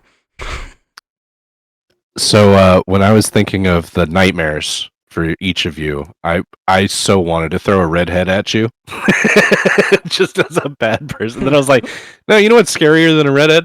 Malcolm, angry. No, not really.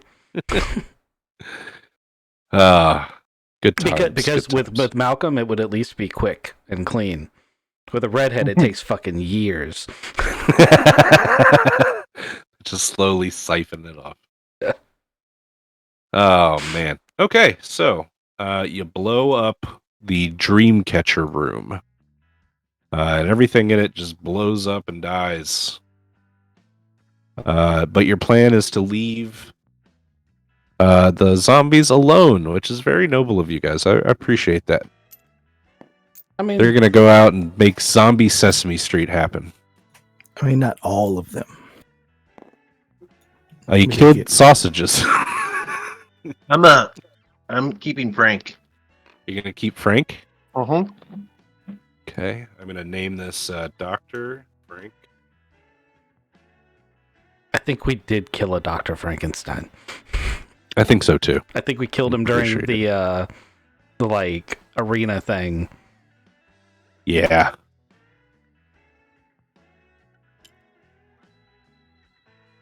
All right, well that's yours now, Malcolm.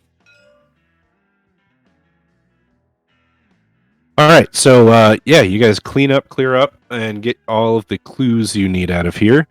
And then Hex is standing here at the basement steps, and he says, "Well, gentlemen, it's been real. It's been fun, real fun. Thanks for the help." And he takes the protective ward off, and then he says, "Should I put it back up when we leave to keep the zombies in here, or you guys want them to be able to get out? What are we doing about that?" I mean, And we're not saying anything to anybody, right? you keep saying that like you're gonna say something to somebody. No, I'm saying it because I'm gonna get in fucking trouble. Look, you don't know the White Council like I do. They're fucking bastards. Every single one of them. They sent me out here to fucking figure out if this guy was doing any necromancy shit, which I'm going to tell them he was. I'm also going to tell them that it's been taken care of already. I want to be sure that it's 100% taken care of, or it's my ass on the line.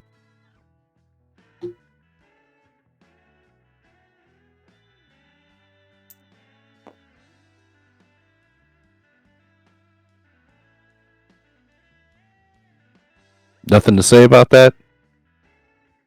I'm sorry. Were you talking? Victor seems strangely occupied.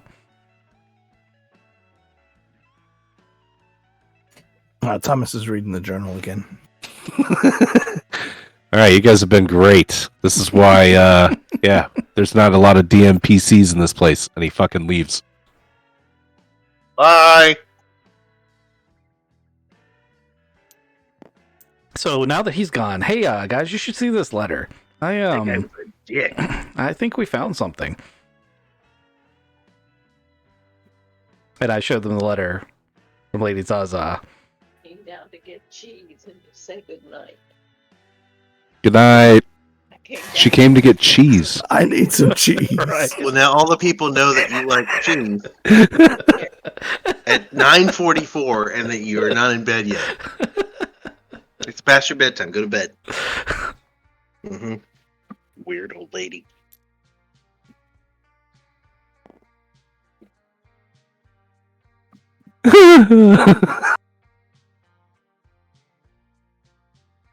And by all the people, I mean more than just 2 or 3. A lot of people that now know you like cheese at 10 o'clock. It's like 4. It's a lot. It's a lot. We're never gonna have more than 4 people watching us anyway. I get a ton of VODs, but not a lot live. Well, we appreciate anybody that's out there watching or listening. Yeah. We Yeah. hope you enjoy our bullshit. My mom likes cheese. Go leave comments on the YouTube so I can decide which ones to keep. Oh man. Okay, so yeah, now that the wizard's gone, you guys show this letter around. The letter says, "Dearest Bert, the secret to what you seek is the manuscript text." And it's signed "Hugs and Kisses, Lady Zaza." Yeah, dude, you obviously didn't get her hugs and kisses, or we wouldn't have had to go through this whole adventure.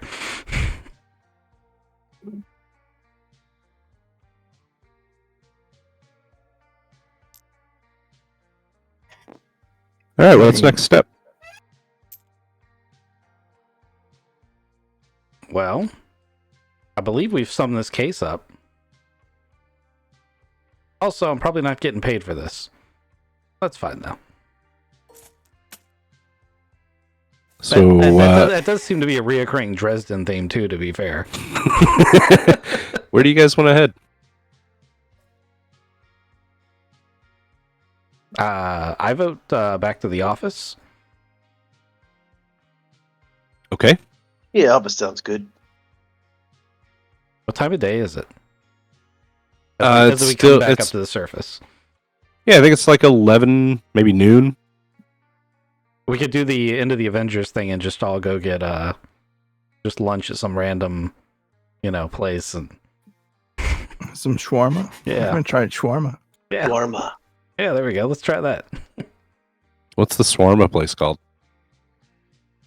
The shaved goat. Love it. All right, so you you exit from the caretaker house basement at the graveyard. You go to the parking lot.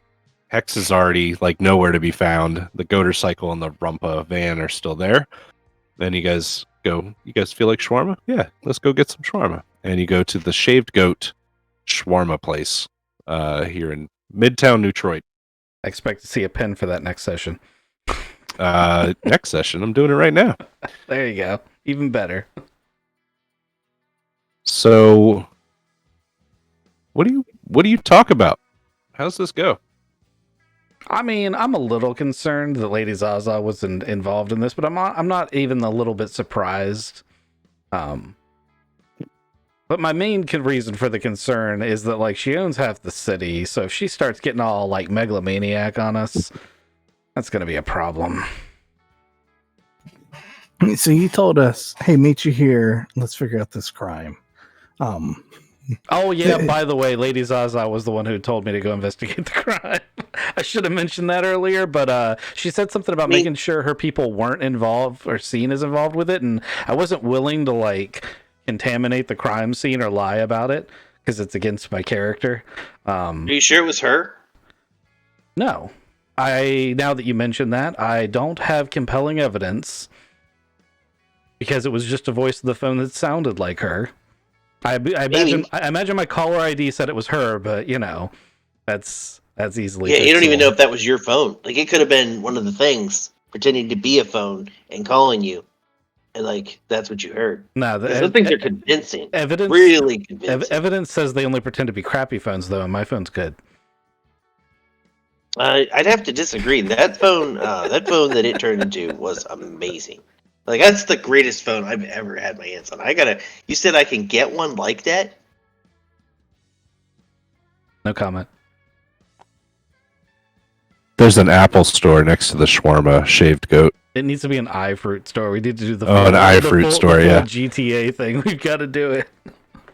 Yeah, you see Malcolm look up and see that, and he just goes over and gets like the best one he can get. It's huge. It's got 4 cameras on the front. None of which he knows how to use.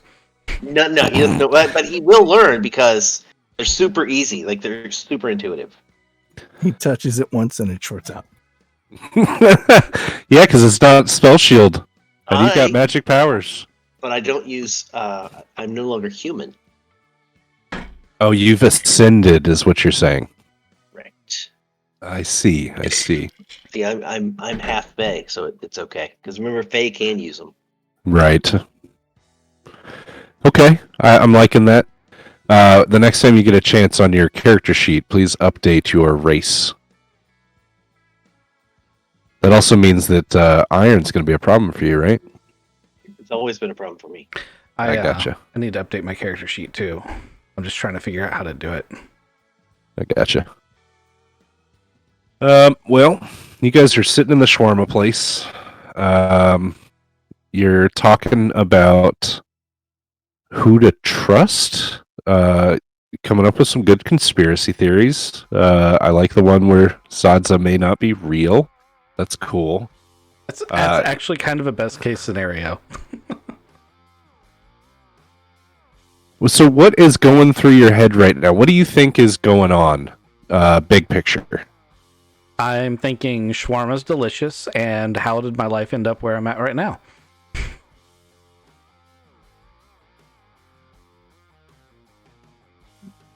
Malcolm's thinking this phone is the best thing that I've ever put in my mouth. I mean, He's probably thinking, why do I have to put in my Apple ID password again? I just wanted to go into the store, and now No, I've no, got I to put had the the- password again. I had the Again. genius guy set up my Face ID. So why yeah, did okay. all my I money get it. go to a prince in Nigeria?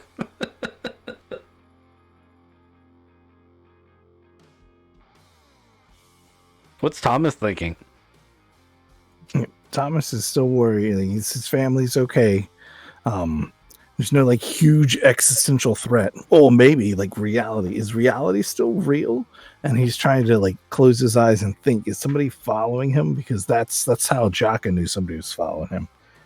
And he's looking at Malcolm and he's looking at Redicus going, I mean, they're real too, right? Because that wouldn't make sense. No.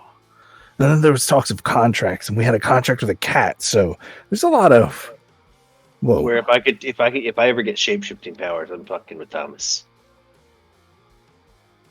You do feel like you're being watched. Again. Who does?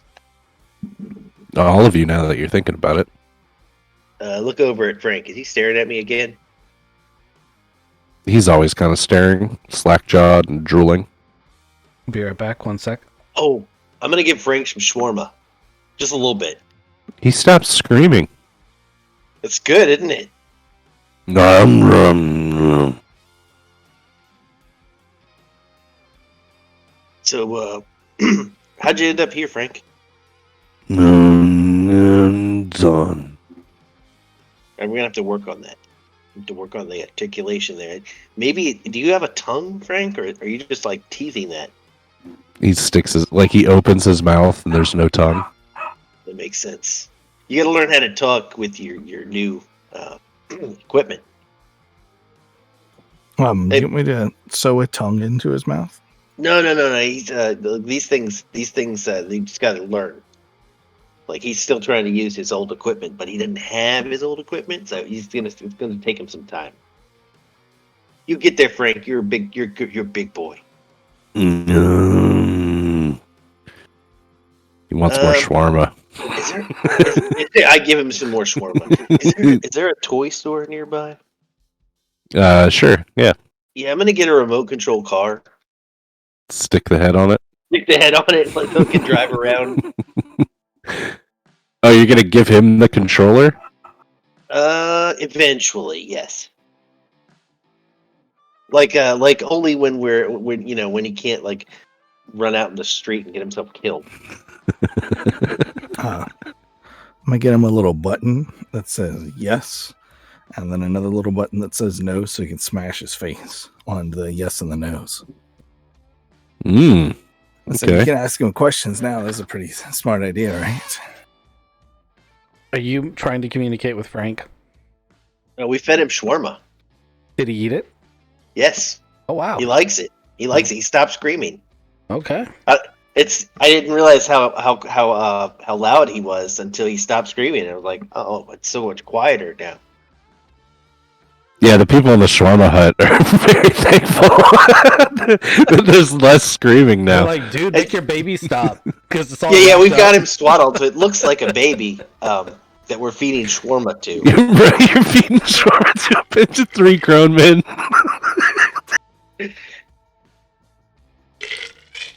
The waitress is like, "Oh my god, this is so He's bad." an ugly chat. It's actually my niece. My nephew. Oh man. You should, Okay. you should see his parents. They're even uglier.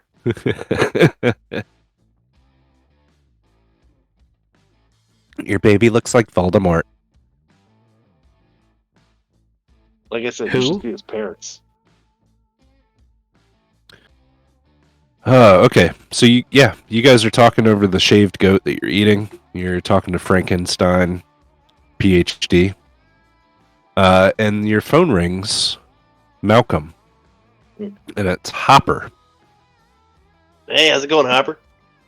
Hey, Malcolm. I was down here at Trinity Solutions, and I got a phone call that said there was this. Well, anyway, it's a lady. She's lost her daughter. Anyway, me and the Kevins, we're gonna go down there and check it out. It's actually at the old Diablos warehouse. You know where that's at? Is that the one we blew up Yeah, but they rebuilt it. already? I mean, it's been 7 years. Oh, that's fair. That's fair. All right, so you're going down there. You want us to meet you down there? I don't know. I think we can handle it. I just wanted to let you know where we were. Right, in case you die and disappear, and it takes us hours or days to figure it out. That's a good plan. It's part of the activity hazard analysis to give somebody like a supervisor position a call and just let them know that we're heading out. Makes sense. Normally I'd just tell Harold, but Harold's not here, so calling you.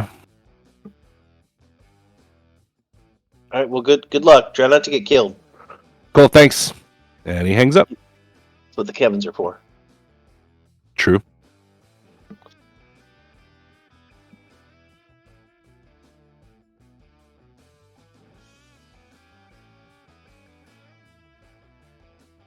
I guess I'm going to let you guys talk it out.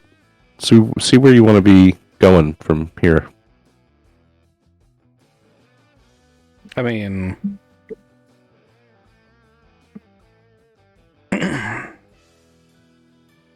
did anyone want to know where Harold was? Harold kind of does his own thing. Yeah, I mean, is he clearly in the cloud? He's backed himself up. Yeah, He called it's it true. heaven, right? Okay. You say so? But yeah, no, that'd be fun to find Harold. He's always there for us. I mean, maybe we just say, "Hey, we need Harold," and the Needs Me shop shows up. I mean, I don't know. We need Harold. It's just it was weird for him to be like, "Hey, he's not here." Maybe he stepped out for like lunch or something. Okay. And that's happened how many times since we've known him? I mean, just because it's never happened doesn't mean it can't happen. That's a valid point.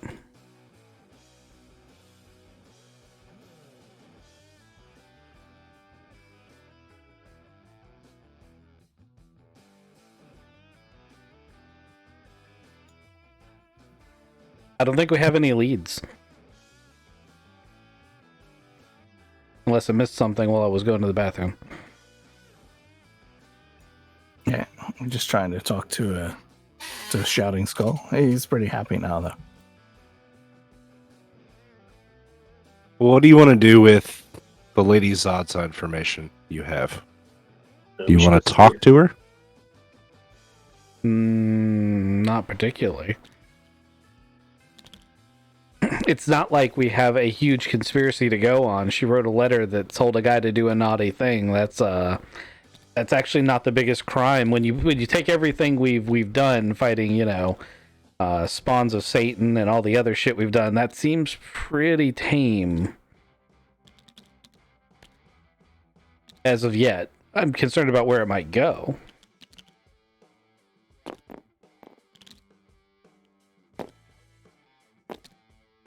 Yeah, Dr. Thomas would be interested in learning some more. Necromancy. But Malcolm's opinion, of course, is we just go down there and talk to her and deal with it deal with it now rather than later. Malcolm's gonna try to bone her. No, he isn't. Although not human anymore. That might be interesting to see how that turns out. He'd live through it. Yeah, Maybe. Probably. Would she? Maybe not.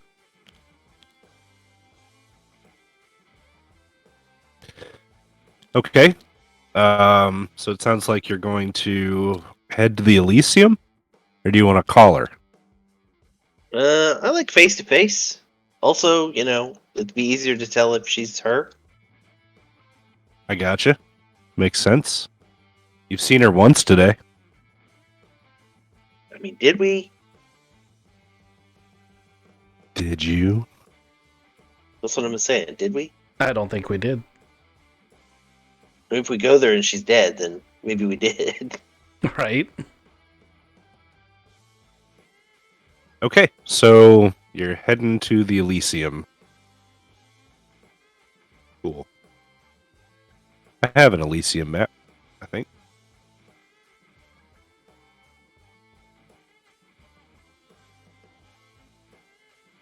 While you guys are on your way, you get a phone call. It's Hopper, Malcolm. Hey, how's it going, Hopper?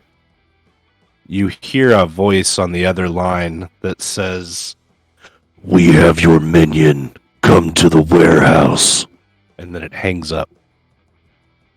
I'm gonna call it back. It just rings. It goes to voicemail. Hoppers Poppers, this is Hopper. I'm not here right now. Leave a message after the beep. I'll call you back. Beep. All right. Tell the guys we gotta go to the Diablos warehouse. Hopper might be in trouble, and head that way.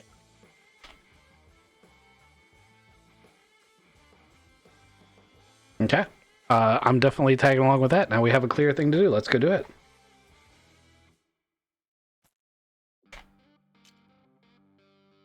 Did you guys see how happy Hopper's been as he's driving there? I think he really likes cooking. He was a chef when we met him, but I just hope he picks better ingredients. I think like not people. Yeah, not people. Not people would be a great start. Good I start. think he was just cooking to his audience. The mind flayers just wanted to eat people brains. Yeah, you got that one. That's exactly what was going on.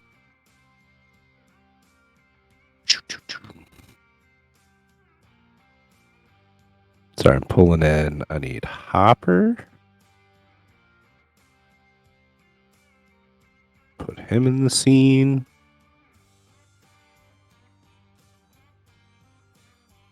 What else? Let's see. It's funny that we knew it was this warehouse. Because we've only been here once, and we killed a bunch of unrelated Diablos here. Yeah, it's weird how landmarks in the city keep coming back up. Must be because the DM is lazy. I mean, you could have come up with a in-game reason for that. Oh yeah, it's because negative energy just flows around places. Ley lines. There we go. It's Dresden. Yeah, ley lines. Right. It's Dresden. It's part of the universe. Yeah. It's also built on top of a very elaborate tunnel seeking. I tried to help. When we get there, is Hopper standing out front? No. I'm that's trying good. to find my peoples here. I had peoples. I found my peoples. I'm gonna load in my peoples. So when you guys pull up, the Kevins that Hopper brought with him are dead, and they are scattered at the feet of 3 figures, and they all look like hooded magic users. God damn it, I did not mean to load like that. Anyway, they're here.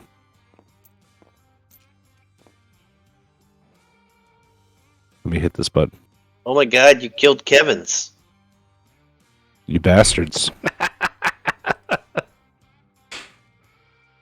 That just made me happy.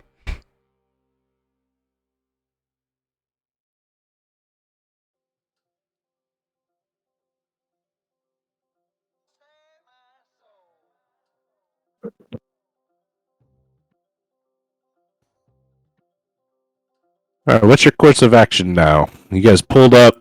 Yeah, you just get out of the car calmly, slowly, start walking towards this encounter here. Is that the plan? What do you want to do? Yeah, we're gonna walk up and get our minion back. This is what they look like underneath the hood. You can see this guy steps out and grabs Hopper now that you guys have pulled up. Hey, is it too late for me to fall back to a fire support position? No. And I brought the van, so I would have access to my heavier kit. Sure. Absolutely. Okay. So, turret pops out of the top. Malcolm strides forward. So you guys called us. You got Hopper. You're threatening him. Like, you didn't really give us a lot of information to go on. So we came. What do you want? Malcolm's bored. Thomas takes a step to the left and draws his bow. All of them. Guys better protect your taints. These guys look like devout zealots of something. The first 3 guys, I mean, like, they're all like very, very similar looking in build and everything. They could all be twins, maybe triplets, quadruplets, something like that. But as you guys walk up, this one, he's got Hopper kind of like in a half Nelson. And Hopper doesn't really struggle in this anyway, but the guy, he's like, I'm glad you came. Now we don't have to kill him. And he drops Hopper to the ground, and Hopper kind of scoots away from him. So he's away from anything that's going to happen to this guy. If he explodes or, anything like that. But this guy, he says, we're glad that you came. We're here to test you. And he kind of limbers up a little bit. And he says, and I think this is going to be a lot of fun. And then we're going to go ahead and start combat. Okay. I'm gonna point to the one all the way on the right and be like, I'm stealing your jacket once you're dead. And I'm gonna put a sight on him. That guy? Yep. I was just looking at him like, that's a cool jacket. Redicus is, you might want that. You want his jacket. Yeah. I mean, well, unless he gets it all bloody. Which is pretty likely. Yeah, very likely. It's a 50 caliber machine gun. Alright, well, this guy that you say, hey, I want your jacket, he's going to shoot a fireball at the front of the Rumpo. And it's going to need to be opposed here. If he rolls like pretty high, the Rumpo's going to detonate, I think. It's a big-ass fireball coming in. Narratively, what do you guys want to do to stop that happening? Can I catch the fireball with my hammer? And then, whirlwind it back at him? I think that's a pretty cool scene. Let's do that. If not, I have a new trick. But let's let him go first because I don't want to have to use my trick. I was gonna say, if you want to use your trick, use your trick. I'm saving it for a rainy day right now. All right.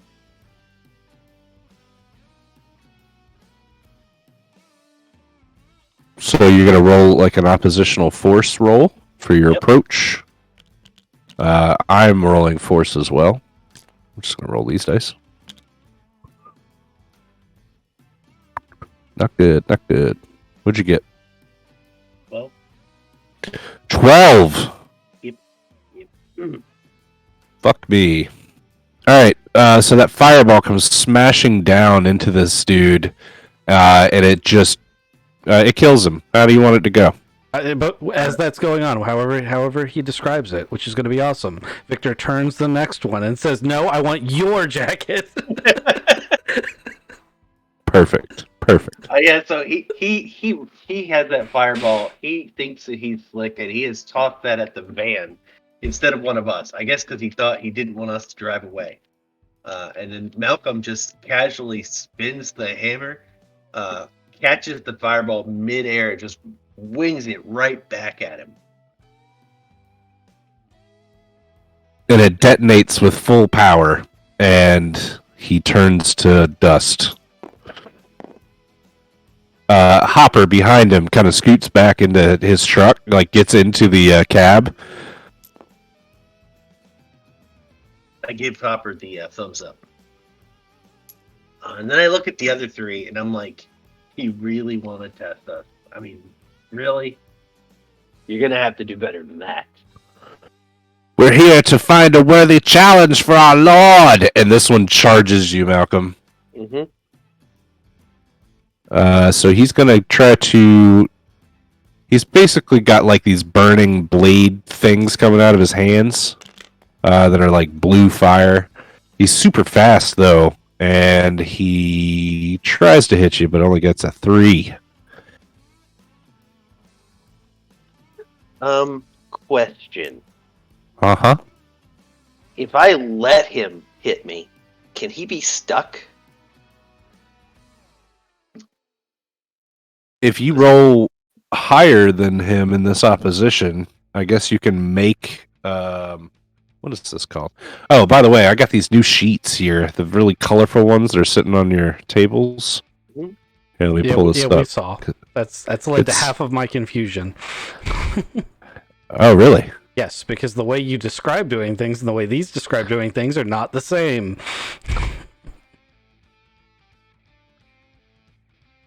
What am I doing wrong here? Specifically, your invokes and compelling, we haven't been using fate tokens. Like The tokens. That's what I yes, keep forgetting. You haven't been using them, and we've just been treating them like they're stunts, which is very different than how the book and that little thing says to do it. Gotcha. So, Call me out. Let's fucking figure this shit out, man. And your color-coded sheet very specifically says spend fate 2, blah, blah, blah, blah, blah, and we haven't been using it, but it also says invoke. So, I have no problem with the way we've been playing it, and I'm sticking to how we've been doing it this session, but I was immediately after the session going to be like, hey, dude. Yeah, I You pulled put these this out, and things I'm like, we gotta try to stick to these things. This is the rules. I'm also in the middle of making my new character sheet because I've been meaning to do it for a couple sessions. So, sorry I've been distracted. Gotcha. Yeah. But yeah, call me out on that shit. I need to learn the rules. So anyway, you want to go ahead and just make like a invoke, right? Yeah. I was gonna take the damage would make it, but I guess you're right. I gotta oppose it. Right. 7. Yeah, I think you can create an invoke then, Yeah, he is. or 2 free invokes. He has successfully stabbed me. He may not have hurt me, but his claws are literally just like stuck in my stomach, and I'm just grinning down at him. I want him to know he is about to die. Okay.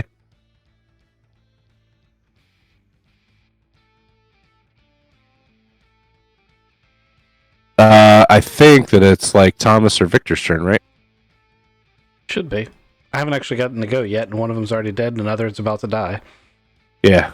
But So, if Thomas would like to go Victor. first, you are welcome to. I'll go for a Victor. Okay. I want one of these jackets. I'm going to try very carefully to remove this one's head with the 50 Okay. caliber turrets.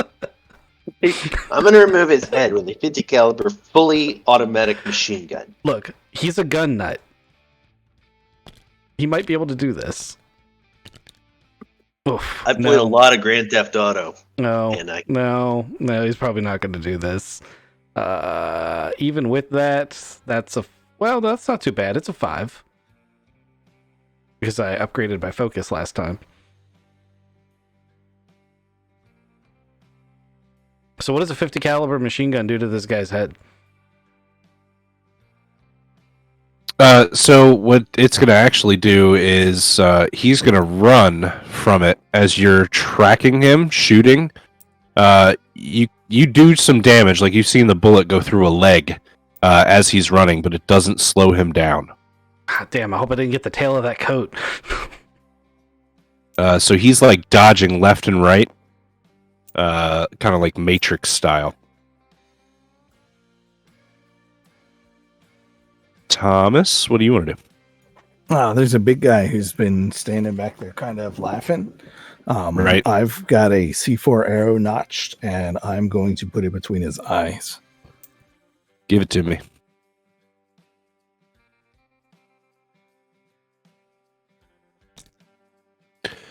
We will find a worthy challenge for our lord. That's a +7. Whap! Right after he says it, a C4 arrow comes flying in and smacks him for 7. Holy crap. All right, so you hit one of his consequences. It's going to be a minor consequence, so what do you want to do to him? I mean, it's stuck in and it's not exploded yet. Yeah. I don't want it to explode. I want it to be there so that he just has a C4, like, Okay. quarter-inch arrowhead made of C4 just embedded into his skull. It's a good consequence. Okay. That's what happens. He's got an arrow sticking out of his head now. Malcolm, you officially get to go now and just smash one of these assholes instead of as an opposition. Yeah, I'm gonna smash one. Do that thing.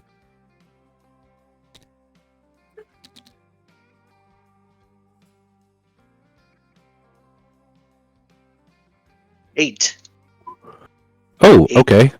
8 to just like, so he's stuck in me. So I've got the hammer. I'm gonna upper like a golf swing. Like, Did you add your 2 from your last invokes? I did not. Okay, so that's 10, right? Yep. Yeah. Just a stupid look on his face goes even stupider as I push his jawbone through his skull. Okay. While you're doing this, you realize, hey, there's a tongue for Frankenstein. Nice. Also, as I pocket that, I would like him to, if he's dead or alive, doesn't matter. But I want to hit him into this guy. All right. So we're gonna keep your roll here and throw it. You're gonna throw him and try to make this another. Like you're gonna invoke this too and try to make this an obstacle for this dude, right? Mm-hmm. So he's gonna oppose it. I'm gonna give him a roll to just kind of dodge out of it using his speed. And you've seen that the other guys are pretty fast already. At least one of them was. And this guy just dodges out of the way, like he blinks. It's so fast. And actually, you know what? He did so well. He's going to disappear from the field right now. You guys don't know where he's at. He ran away. He realized that he made a mistake. So when I look at him and he does that, does he like shimmer and then go invisible, or He just flash. Yeah, it's just flash and blink gone. When my turn comes back around, I'm just going to spray bullets anywhere I think he might be. Remember that Hopper is in the cab of Hopper's truck. I'm not going to shoot Hopper's truck. I thought about that earlier. Okay, just giving you a heads up. All right, so Malcolm officially went. I think this guy, green guy, is going to go, and officially he's going to go after Thomas. So he's moved like Matrix style, real fast to dodge some bullets, and now he's kind of been clipped too, and he's moved up on Thomas O'Malley, and he's got these flaming like dagger things in his hands. Actually, they might be his hands. He's just moving so fast. And he comes up to Thomas for an attack. Thomas, would you like to oppose this? Yes, I would. All right. He's coming in fast. Mithril and I are going to... Oh, we've got a bow drawn. So we're just going to lower our shoulder and just try to stop his speed force with force. Okay. I got a 4. I got a 4.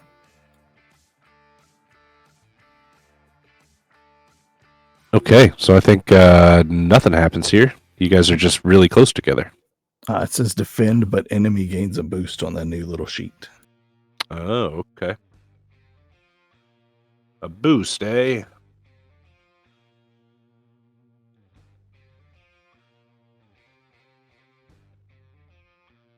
I think he's got you on the back, like on your, you're just backpedaling, kind of towards the rumpo.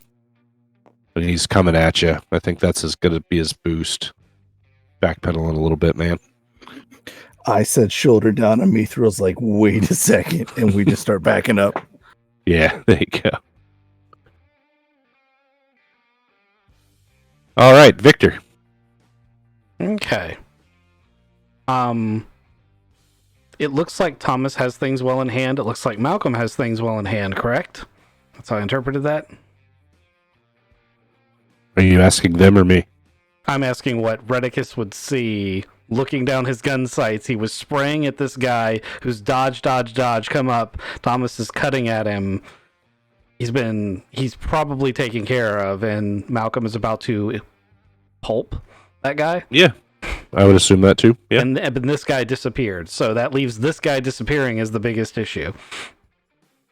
So yes, Redicus is going to assume that he's just invisible and not like plane shifted, and just start spraying everywhere within, running distance he thinks he could have gotten, including trying to skip 50 caliber bullets under the tail of the Hopper's truck to hit feetsies that might be hiding under the other side.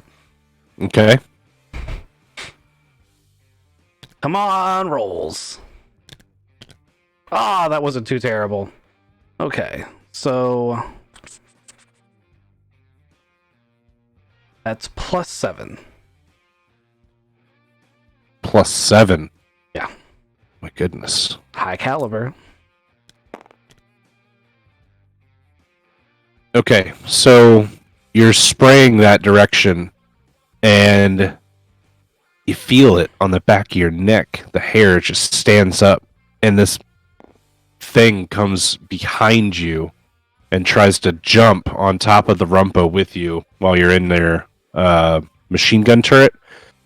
Somehow, you fucking hit him anyway. Like, you spin around last second, you feel him coming, you just pepper him. I just let him think he's there, jump into the turret with me, and do whatever he's going to do, and then I turn around with my blade and just stick that in him. There you go. Cool.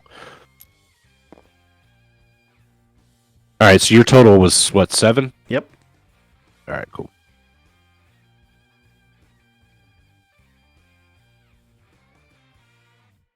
So you hit his minor consequence. Oh, no, he's already had it because he's got C4 in his head. You've hit his second consequence. No, the C4 hasn't gone off yet. Can the C4 go off? Oh, do you want it to while he's in the turret with you? I mean, it's a little bit of C4. I should be fine. I gotta get some bone shrapnel. If that's what you guys want to happen. Yeah, I was picturing the C4 a little bit more oomphy. I can't remember. I thought we just did a little bit. Regardless, It was designed to blow chunks out of gargoyles. how about I throw him in front of the turret and hit him with the 50 cal and that detonates it? There you go. Okay, so all of that happens, and he takes some fucking damage here, and he sprawls on the ground, and the whites of his eyes come forefront, or his eyes turn into the back of his head, and he says, "We've finally found him. We've found a worthy challenge for our lord. Don't you see, my lord? We've found them." And then his voice changes, and a deep, deep resonant voice says, "I'll be there soon."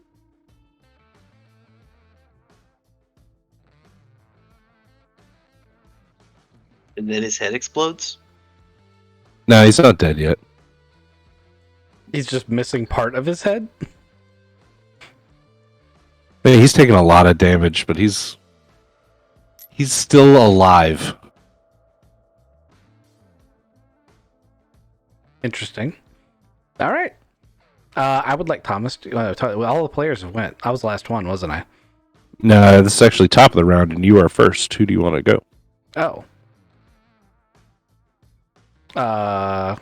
Wait, so it's top of the round. I can choose myself, right? No, you were first. I picked you for top of the round. I was first. Okay. Yeah, Thomas, go next.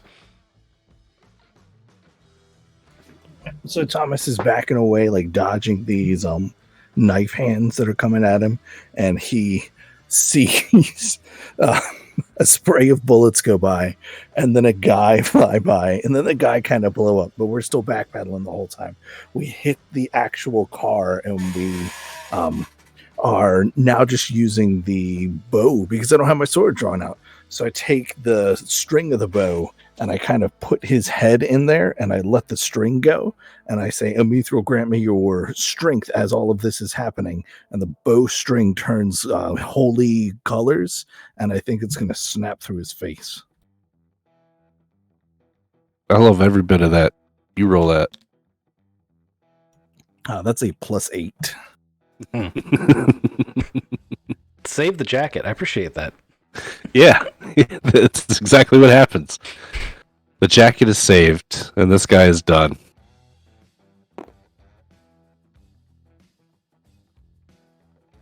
Well done. Malcolm can go now. Makes sense. Malcolm, you want to turn this guy inside out? Which one's left? The guy right in front of you. What's left of him? Not much, right? Did he die yet? No, I don't think he's dead yet. I had him for I 10 thought- earlier. Yeah, he threw his body at the other guy. Oh, well then this is, yeah. My bad, I marked the wrong one. Is the guy with the arrowhead in his head still alive? Barely. I mean, he's gurgling, but he just did say, "I'll be there soon," or some voice, ominously came out of him. Well, I'm gonna use my lightning lunge to finish him off. Sweet, what a good way to do it. And you clean Not the house, only one that can go fast. right? You show them.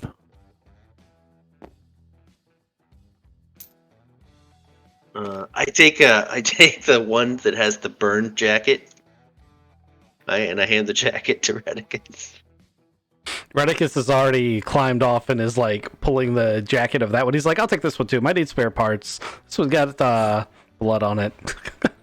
Technically, the one that I hit, it's bludgeoning damage, so, Yeah. Yeah, I'll spares. We're going to make it work. Yeah. It needs some tailoring anyway. So these guys look like a little demonic to you. The clothes that they've got are leather? So it's like a leather jacket. Mm-hmm. And there's a symbol on there that Malcolm would recognize as Greek. Is it like that, like a metal clasp that's on the cloak part? Yeah. Sweet. So Malcolm looks at it, and the clasp symbol, like I said, it looks Greek. It's like the Greek word for war, but it's been modified just a touch. Do these have any Do they smell divine? They you recently took a trip to Olympus, right? Had a party with Dionysus or something. Yeah. That dude can They drink. so while you were in Olympus, you smelled this smell. Huh. We might have another scion, guys. Or worse. I mean, if it's not a scion, then that's Aries. But the symbol's slightly off for Aries, so I'm guessing it's not Aries. Oh, that would mean it's one of his kids. Do I know of any of Aries' kids? Not personally. You're pretty sure that, like, yeah, Dad. you gonna text your dad Yeah, with the yeah. iPhone? Like, hey, yeah, with the iPhone. Yeah, this thing's amazing. Be like, hey, did Aries have any kids? Yeah, you don't get an immediate I was reply. about to say, it's lucky you're texting because Redicus would have just been like, he's Greek. He's got kids. I mean, yeah, but like notable kids, you know? Like, obviously, everybody's got kids. I get it. Hopper comes back I'll have kids over. fucking ready to have kids, Redicus. You don't have to judge me like that. Tell him what Thor's up to. Your brother plays college football. Did you know that? I didn't. He Makes sense, pretends. Yeah, he pretends like he's a college kid. He plays college football. Friday Night Lights. That's high school football, but he plays college ball. Anywho, Okay.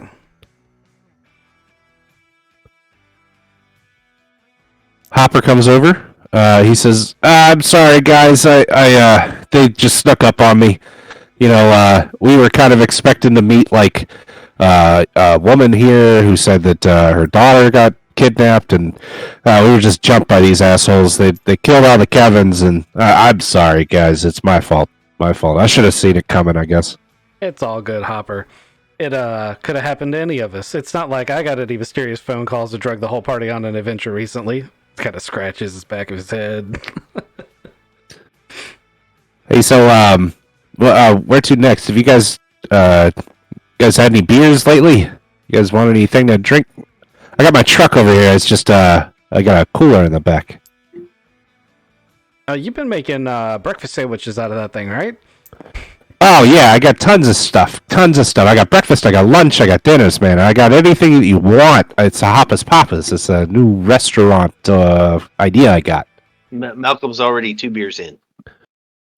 Redicus is trying to scrounge up a Philly cheesesteak. Oh, you don't have to scrounge anything up, Reddit, because I got you good right here. And he pulls out all of the cheesesteak stuff and puts it on the grill, and it smells delicious while he's cooking.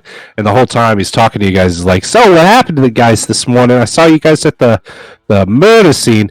I've been following the police scanner, and I'm getting a lot of crowds. It's a good way to make some money. So I saw you guys this morning, and what have you been up to?" He's making the steak sandwich for you. Well, as usual, we solved the case way before the police did. And as usual, there was all sorts of fucky, magic stuff going on, and it was this douche from the White Council showed up. It was a lot of fun. We're not getting paid for it, though, so, there's that. What? Yeah. Well, who asked you to go out there in the first place? The client wanted to be confidential, but I lean in all conspiratorially. I was like, it was Lady Zaza, though. You gotta look. You gotta watch out for women like that. They're bad. Beautiful women are all bad. All of them. I can say that I'm a goblin. Right. So it makes you your cheesesteak. It's delicious. Redicus is trying really hard not to imbue all the beers as he watches Malcolm get down what I'm assuming is his second 6-pack. Thomas, man, can I make you anything? You want to? Yes. Can you do you have like a New York strip steak? You put that with like mushrooms on one side. Oh, I got you, my man. I got you. And sure enough, he pulls it out. Y'all making me so hungry. Not even funny. We did shawarma. Now we're doing like food truck food and steak. Right? I'm gonna go have to make food at 10:34 p.m. And I just had a burger. I had my son made burgers the other day, so I had a leftover burger that I refried with Gouda cheese and rye pumpernickel bread. Damn. It was good. I'm just gonna have some cheese right now. Then my mom came down and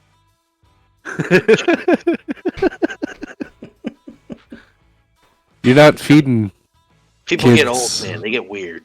No, but you're not feeding anybody dog food, right? No, we don't do that. That's a good thing. It's real good. I don't know what kind of monster would do that, but those people have issues, you know. So it's all right.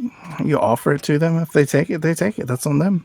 Mm-hmm. Yeah, Hopper I mean, offers you unless they're this. 3 years old and don't really have the ability to know better, you monster. This is how you learn. How else are you gonna learn? Hopper offers you your steak. He says, "I hope you enjoy it. I put a lot of love and effort into it. And dog. I think this is no dog food in this one. I promise. Hey, question: you're not cooking people, right? No. I'm done with people. They're kind of gamey.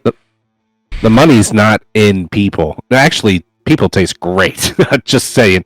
No, there's no money in it. When people realize that you're feeding them people, they stop paying you for your goods. So I've got legit goods now. The steak is steak. The chicken's chicken. The pork is pork.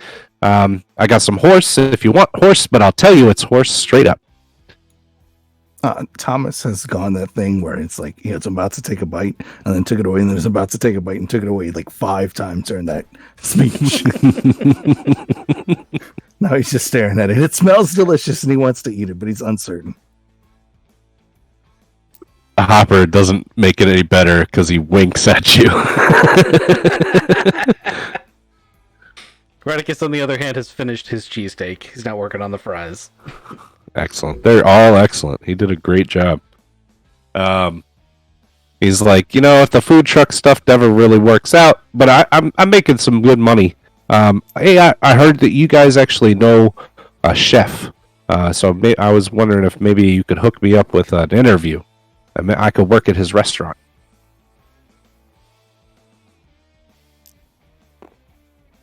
Do we know a chef?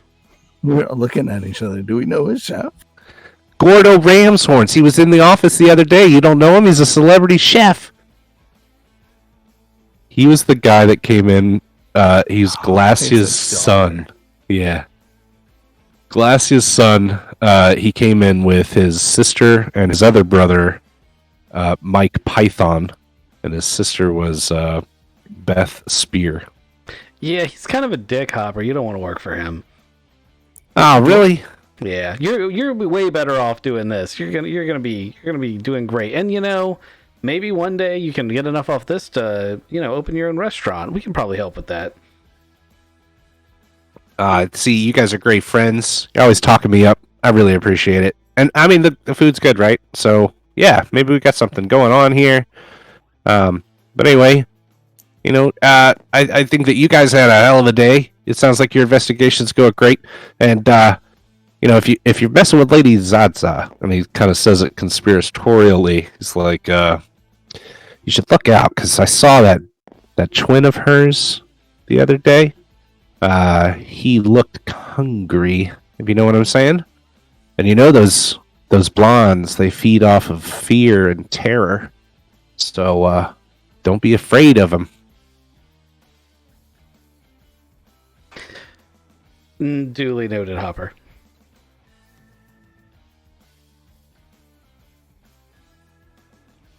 Thomas finally takes a bite. And it is delicious. Yeah, that horse is good, huh? He didn't, Redicus was just gonna walk by while he was enjoying it and be like, "People," and then just walk off. People are probably delicious. Thomas actually spent 6 years roaming the world and has had a horse and knows that it's a delicacy. Yeah, he's had it before.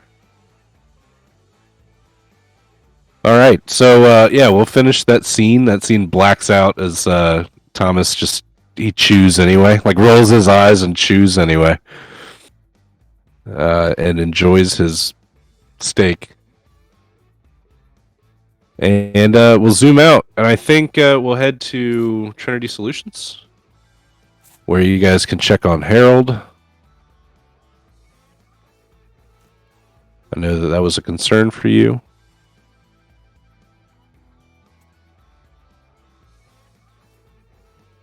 Man, I'm so glad that One World's working again. Me too. I was actually impressed at how easy the fix was following those instructions. Although in reality, Yeah, I didn't even... if you can get it to export, all you have to do is get the new one installed. And because yours was kind of working with all the buttons, you can just export your bags and drop them in the new one, and you don't have to do any of the code changes. That's all I did.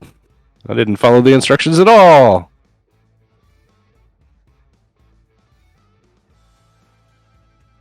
All right, so we'll bring you into Trinity Solutions. There you are.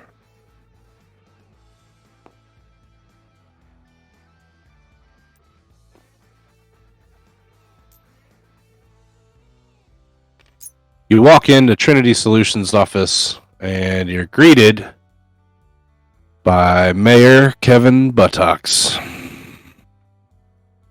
And he's a little bit bigger than the last time you saw him. Fatter, rounder, nastier. And as you come in, he turns around, he's got drool on his mouth, and he says, "There you guys are. I've been waiting here for 14 minutes. Do you have any idea how busy I am?" Mr. Buttocks, you don't actually do anything. That's not true. I've got lots of meetings throughout the day, and they're all exhausting. This is one of those meetings that's just exhausting. I've watched some of your press releases. You literally sleep through them. I just sound like I'm snoring when I talk. Your eyes are closed, too. Malcolm, you listen to his press releases? Like, you gotta find some better shit to do with your time. I gotta get you some work, and I just walk right past him. Look, sometimes I want to sleep, okay? And listening to this guy drone on while he's sleeping is really relaxing. It makes me just pass right out. I don't sleep a lot, so when I need to. He goes to stop. Redicus just steps a little bit in front of you, and he says, I know you got a call from her this morning. You know what I'm talking about. And I need to know if it's been taken care of. My client interactions are confidential. And I step to the left and I walk past. She's my client as well, Victor Redicus. I have to keep my constituents happy, especially constituents with lots of votes. Will she be taken care of, Victor? Client interactions are confidential. I trust you'll do the right thing. And he turns around and he walks out. That's interesting. So do you think he's in opposition or in league with her? Let's say to Malcolm and Thomas. It's really not. It's much more simple than that. She has votes. He wants to keep those votes. That's all. Let's be honest. Okay, it's still Harvey Buttocks. Okay, he's not gotten like more intelligent or anything. He's he's the same guy. I mean, he might have eaten that guy. Like, he was a big fella. I was going to ask him if he ate his secretary, the little assistant dude that kept showing up. You probably don't want to ask questions like that because he probably did. Yeah, I would mean normally he'd just send his minion because he'd want to sleep through that meeting. But he looks a lot bigger, and he didn't send his minion. He probably ate him. That actually sounds about right. Let's be honest. All the dude had to do was curl up in a ball, look kind of like a donut, and Harvey would have just scarfed him right down, not even thinking. Oh, we're talking By the about way, a politician here? We're talking loudly. We're talking loudly so that he can definitely hear us if he's just on the other side of the door or just down the hall. Right. And Yeah, if there's an intercom getcha. system, we would have that pushed. You called him and put it on speaker. Yeah. I accidentally Yeah, quote unquote Yeah. with your new phone. With Harold the- comes in and he's like, "Oh, you got one of those the iFruit phones? Very They're amazing. This is the best phone I've ever had. that makes a lot of sense for someone like you. Yes. This is the Okay. second best phone I've ever had. The second best phone? That first one turned out to be a shapeshifter. I hate when that happens. Right? That sucks. Thomas broke my shapeshifter phone. Thomas saved you from speaking into a shapeshifter's belly area. Okay, hold on. did And you he really comes want- back did with you a really shot. want- Did you really want to tongue a shapeshifter there, Malcolm? It was an awesome phone. And I didn't know I was tonguing a shapeshifter in the belly button, so no, I don't really care. That phone was amazing, and you broke it. This one is pretty awesome too, but not like that one. That one practically read my mind. Probably because it did read my mind. Yeah. Also, weren't talking to anyone you thought you were talking to. This is all. I mean, you're talking about a phone that's changed, use a shapeshifter. That's neat. That's interesting. I want to know more, hear more. He's dead. Well, it sounds like you guys had a very interesting day. Harold is sitting there with a shot. He's listening to you. Thomas, you had the dream sand in a bag, right? Yep. I did. You did? Oh, Victor? he might have too, but I took samples before we left. You said Yeah, I don't. got Okay. You said don't touch it with first your one. hands. I used gloves. All right. Well, just one of you pick red or blue. Actually, I don't even have a fate. Fuck. I don't have one of those dice. Do you want one? Yes. Oh, I can just use a coin. I'll flip a coin. You can just flip a coin. It's a 50-50 chance. So Thomas, heads or tails? Fates. The fates. Okay. Excellent. It's Thomas. So Thomas, you're sitting here. We're all talking, and you feel like this tug on the side of your jacket, wherever you had the dream sand. And you look down, and Trump has got his nose in it, and he's like sniffing at it, kind of like it's like catnip. He's just going to town trying to get at it. What you doing there, boy? He makes a little trumpety noise, burp, burp, burp, burp, burp, burp, and he tries to get into your pocket more. Burp, burp. I'm gonna take the bag out and watch him play with it a little bit. Oh yeah, he's following it with his eyes. You just give him the whole bag, or what are you doing? Oh no, I'm still holding it. I'm trying to think of the right way to dump a little bit out on him. But I'm also gonna say, hey, look at this guy. Look at he's so cute. Hey, Thomas, don't kill my dog. So he's like on his hind legs, jumping at you a little bit, like following that bag, and he's trying to get it with his trunk. He's wrapped his trunk around your hand, or as low as he can, trying to pull you a little bit. Hey, Harold. I pull out the other bag and I hand it to Harold. What is this stuff? Oh, Harold takes a look at it, and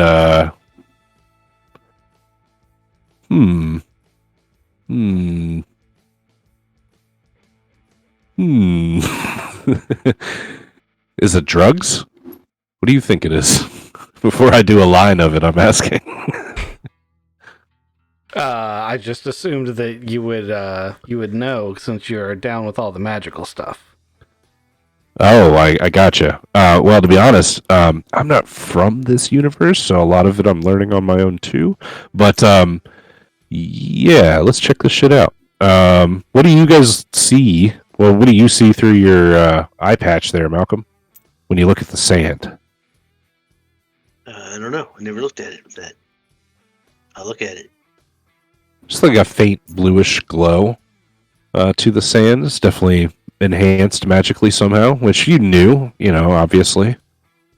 But Harold's like, so it's a magic sand, makes you go sleepy. Probably, look, if I know this universe, and I'm learning just like you guys, but what's real or what's fake is real. Their stories are real. Everything is real, right? So probably the Sandman, if I had to guess, something like that. Have you guys been running into things that are control dreams? Is that what you're up against? Yeah, dreams, nightmares. Yeah, we Okay. sure Yeah. did Some run into that. necromancer was using dream magic. Yep. Okay. Sounds like I'm on the bases then. So yeah, I would guess that this is some sort of slumber sand or dream sand, something like that. Yeah. Okay, that tracks. That's probably why Trump is so into it. And you see, like, you dump a little bit on Trump, it sniffs it, and then it poofs out of existence. There's like a couple minutes God of damn you it, guys Thomas, going. you killed the dog. Yeah. Look, he wanted to eat it. He bit me. I didn't want to put it in his mouth. Note to self: don't let crackheads near Thomas. He will enable them. Right? Also, my Do you dog. guys wanna I was try sleeping some? so good at the office. You guys want to just snort a bunch of lines of it? That's No. dream dust.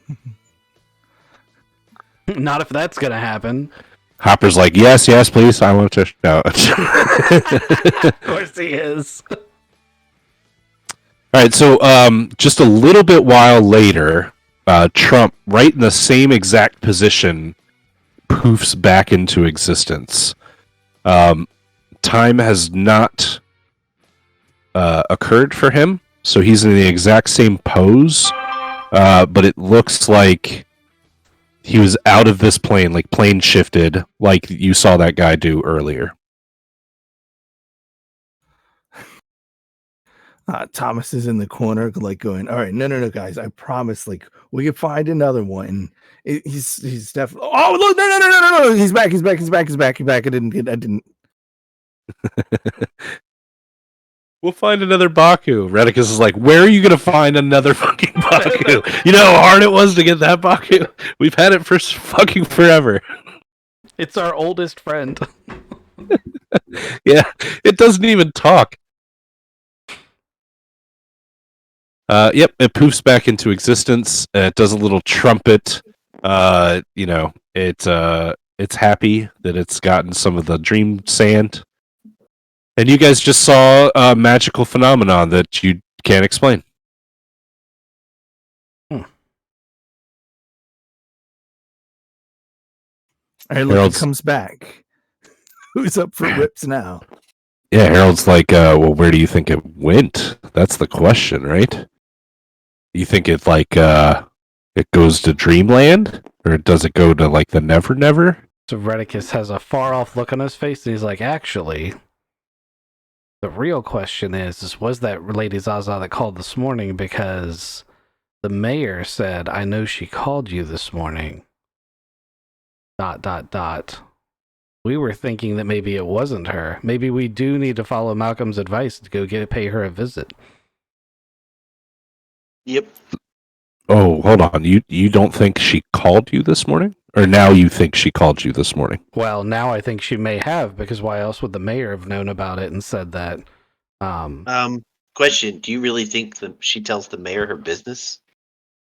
That's a valid question too. So remember last episode, I know it was a while ago, but she said she pulled some strings with the mayor's office to get you guys on the crime scene with Detective Billings.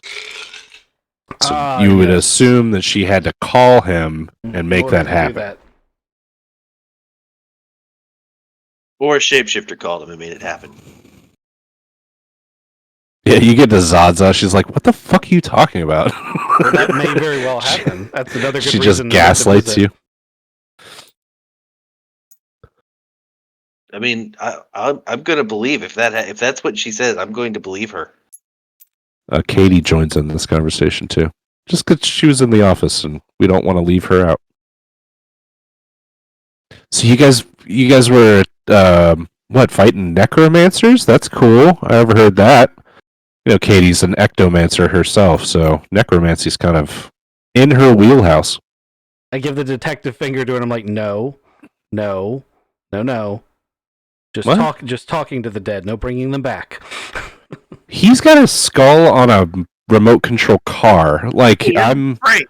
you think Frank. I'm the okay? I see the plaque. It says Frank. Like, Frank, I get it. Frank, come here, Frank. I give Frank his tongue. Katie's like, you want him to talk? You know, like they usually scream, right? Yeah, he's screaming. Okay, because like imagine, okay, you're you, right, and then suddenly you wake up and you don't have any tissue, right? You're just a bony head, right? No tongue, right? And like you can make noise because magic, but like you don't have any idea of how to make specific noise, right? Do you want him to have? Okay, I can help you. Give him a tongue. I have one right here. I'm gonna give him the tongue. I get that. You can just put it in its mouth, but it's not gonna. Let me here, and then she helps you put the tongue in and magically make it work with her ectomancer powers. And then Frank goes,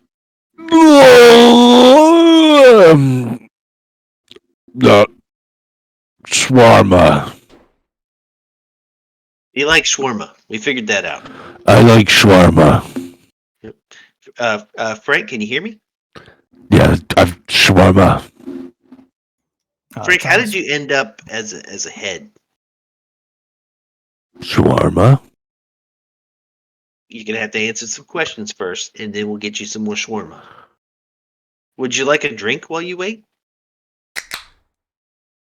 I pour him something. One for him, two for me. Okay. He'll drink it, and for the first time in a long time, taste it. It's amazing to him. You see tears come out of his skull. Yep. And yeah, he says, thank you. So, how did you end up in a necromancer's lair as just a head?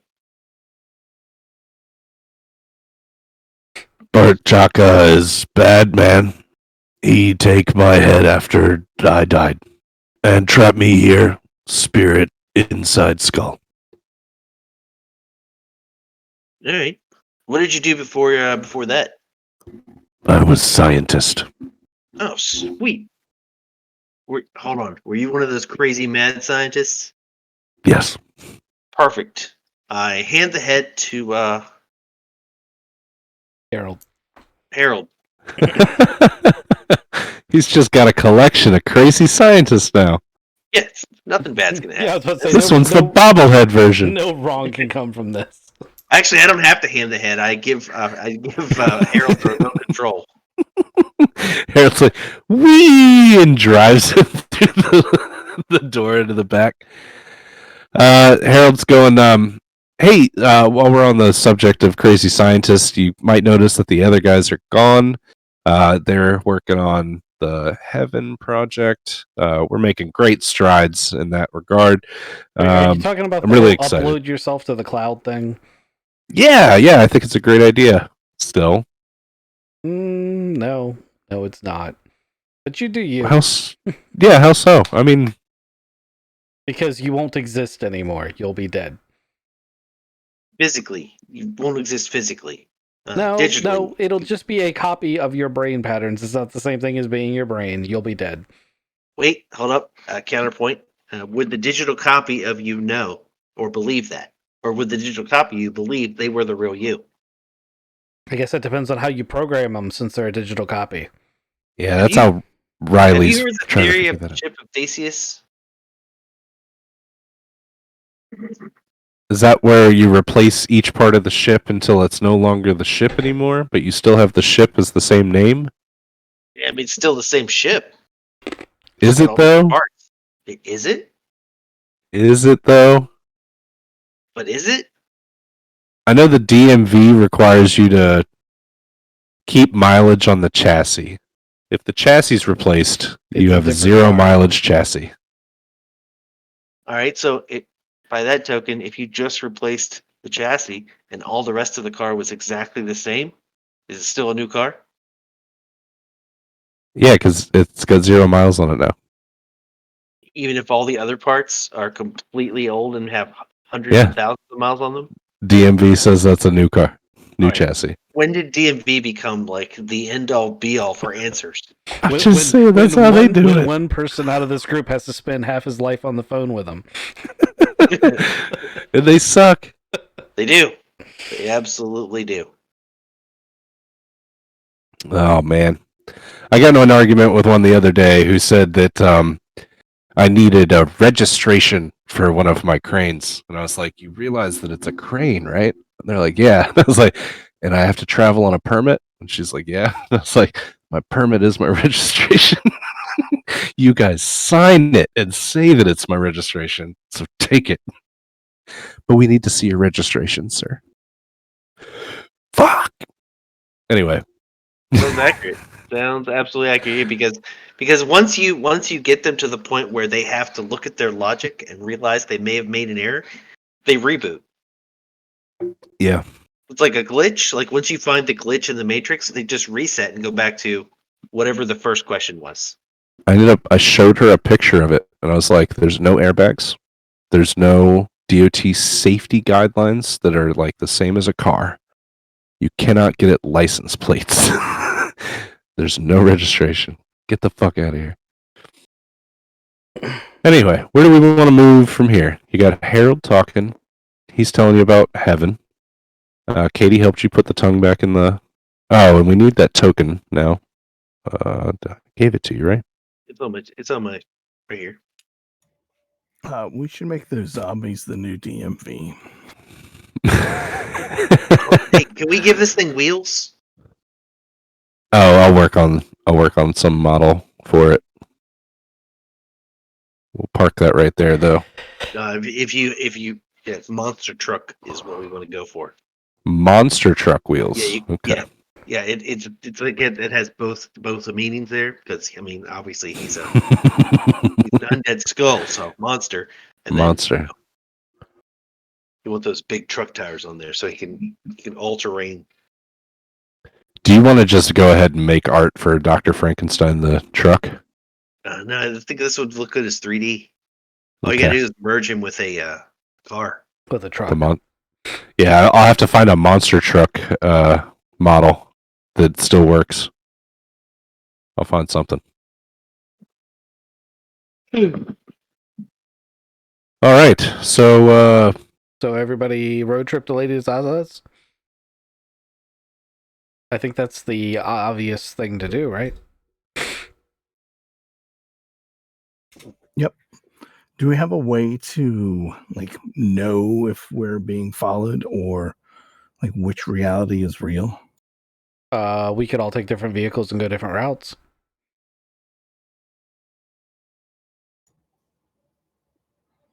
Sounds good. Your vehicle tends to bite people. So Yep. Oh man, do we have windows? I just want to out the window and step out. perfect. You fly on Razzo. go ahead. Go ahead. Nope, you go ahead. I was just gonna say I'm gonna get on my bike. Okay. And the three of you all travel different routes to the Elysium. And you meet up. Well, you walk into the Elysium, and you got to go up to like the front table where there's a concierge to get an access card to the elevator. At least that's what you guys did before. And you don't think Lady Zaza is just waiting for you, so you didn't call ahead. But yeah, you go to the concierge, and it's a human dude, and he says, "Can I help you, gentlemen?" Victor Redicus for Lady Zaza. I resolved an issue she asked me to look into this morning. Just a minute, and he hits a button. You can see him like talking on a headset, and he says, "Miss, this is the concierge. There's a Victor Redicus here to see you." And then you hear a pause, and he says, "Yes, I'll send him right up." And he hands you a silver card, and he says, "The elevator right over there, sirs," and points you to an elevator in the middle of the lobby. Okay, we go up the elevator. Head up the elevator to the penthouse of the Elysium, which I need to make desperately. You get to the top, the elevator dings, and there's this massive white marble lobby that spreads out, in front of you guys. It's a hell of a view up there, and Lady Zaza is there with one of her vamp twins.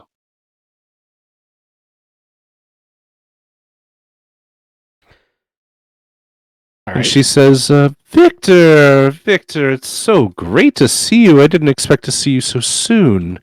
I take it you took care of our little problem. After a fashion. Excellent. I do have to ask, though. It was the other twin that actually killed that man, wasn't it? Heavens, no. Oh, gosh, no. Like I said before, it was a frame job. I'm pretty sure it was a frame job anyway. I have some pretty compelling video evidence that I have the only copy of that says otherwise. But the core of the issue was a necromancer who's been taken care of. We had some questions regarding that if you have a few minutes. Okay, come sit down. And she points you over to like one of those big circular couches that's like inset into the floor. She lays on one side, and the vamp twin stands over her, kind of protectively. When she takes a swig of some red liquid, maybe wine, and she says, "Okay, I'm all ears. What's your questions?" Malcolm, did you want to start with yours, or do you want me to do mine? You go ahead. Okay. So, it was you that called this morning. You've already confirmed that. We had suspected that with all of the shenanigans going on with shapeshifters that we had to deal with involved in this, that we may have been misled. So that is one question already answered. The other question, the burning question we had is, did you already know this necromancer before we started? Yeah, unfortunately. Well, I say unfortunately, but you've got to know I've been around the block a couple times, and I'd been an acquaintance of Bert Jaka, the wizard, as I had known him for a long, long time, but I got him mixed up in the wrong crowd, I think. I think I was the downfall of him, actually, and I'm kind of beaten up about it. You can see that she's not really beaten up about it, No need to intuit that too hard. Can I offer you guys libations or refreshments? Yeah, I'll have some beer. Water. She looks up at the vamp twin, and he doesn't roll his eyes or anything. He just stoutly goes and gets it. comes back with it. So I've like I said, I've known Bert for a long time, and he came to me with a problem. Knowing he was a wizard, I tried to give him information and trade. But what he asked for was very pricey. So while he did do it, I don't know if he really knew the repercussions of his actions. So I guess, yes. My biggest fear in all of this is that I'm going to get wrapped up in the upcoming war. And I really don't want there to be a war that happens, but I fear there's going to be. You said that my boy got caught on video, but you have the only copy, are you sure? I stopped by the shop that had the surveillance footage. I gathered up that particular bit of evidence. No one else did. As far as I know, I have the only copy.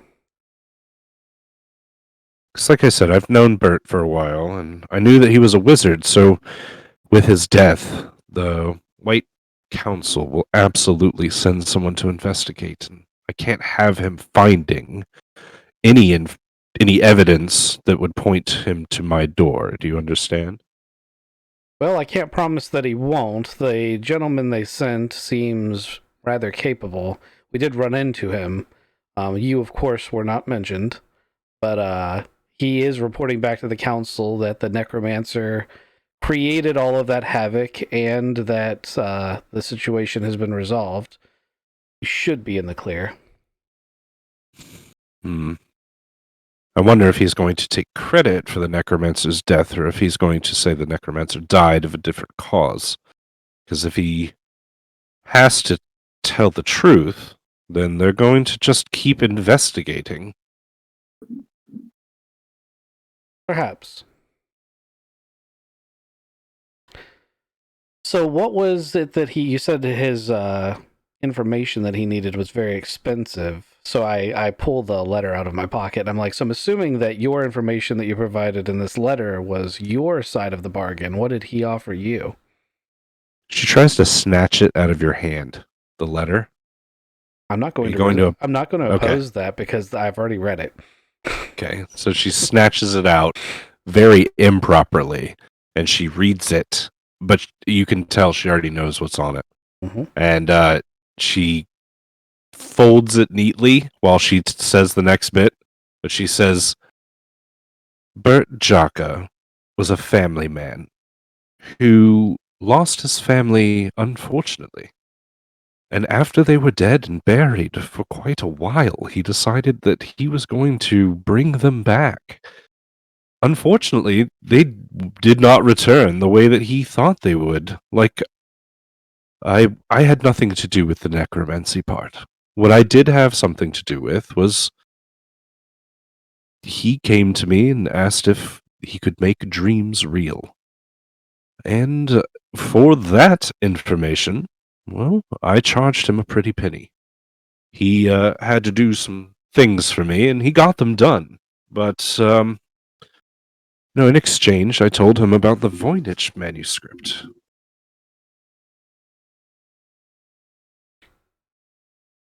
Have you guys, do you know of the Voynich manuscript?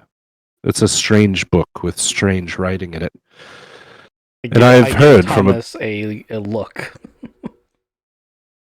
Yeah, Thomas sees your face and he's so excited, but then he sees her face and he goes, oh, and he just sits awkwardly and clinks the ice in his drink. She doesn't seem to notice this. She's kind of vain and wrapped up in herself, and she says, the Voynich manuscript is actually the language of dreams. It was written by a madman way back when, but I've heard it from the source itself that the Voynich manuscript is true text. And then if you can decode it, you can control dreams. So I sold that little tidbit of information to Bert. And what he did with it was his own choices, but it is sad that he's dead now. I just don't want to get wrapped up, like I said, in some sort of war. I know that Bert and I's relationship was not a private one. People knew. So what I think is going on here, just between us, is that a third party has killed Bert to frame me and get the White Council to come after me and my people. You mentioned a war twice now. I am unaware of this. Well, it's no secret that the Reds have, well, they're not around anymore, and vampires in general are just frowned on by the wizards in general. So I'd like to keep my distance as much as I can and not get wrapped up in any upcoming fighting. Between The White Council and vampires. there's only the Reds who are not around anymore. The White Court, who you're saying is attempting to stay out of it, and There's two other kinds. But what I'm saying is, as I'm a white vampire, I am not the only white court. There's other white court vampires around, and I just run New Troit. But the White Council of Wizards has no qualms in just starting fights whenever they want. They think they can swing their big dicks around, big staves. None of them have had big staves from what I've seen. And I don't want to get caught up in it. interesting. Malcolm, did I miss anything? Don't think so. Well, I owe you a favor. You've done me a favor. If you think of one, you let me know, and I would love to get it done for you, Redicus. It's always a pleasure, Lady Zaza, as he stands up and starts towards the exit. The pleasure's been all mine. The Vamp Twin walks you guys to the elevator, and just because I'm an asshole, you see him limp on the left side. As the elevator door closes, he turns around and walks back towards Lady Zaza. You see him limping a little as he's walking away. Like he got blasted with some really heavy. Is it a red herring? No, probably not. No. Probably I think not. we all- But I think that we've come to the conclusion that I don't think it matters to us. Yeah. Cool. Sweet.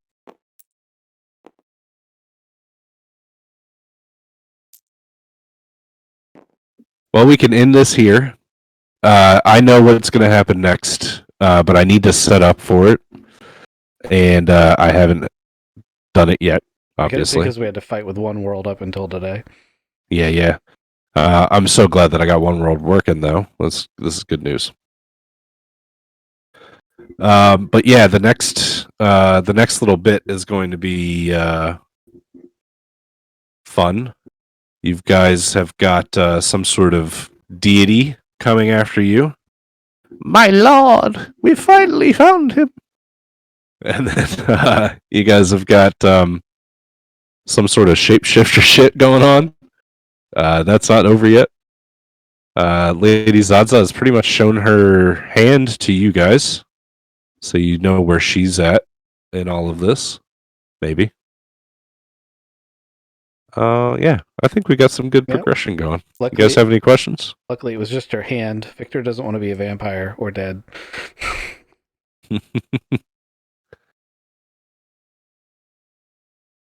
I don't know about any questions. It's an interesting place to be in. And what about the Council of 13? You haven't asked anybody about that yet. Yeah, that's gonna be fun. But I really think that they have something to do with the dream world side of it. And while Lady Zaza seems interested, I don't think she has a ton of knowledge on how to do it. That's probably true. But how would she have found out about the Voynich manuscript? Oh, that would have been a good question. And then you've got the alphabet now.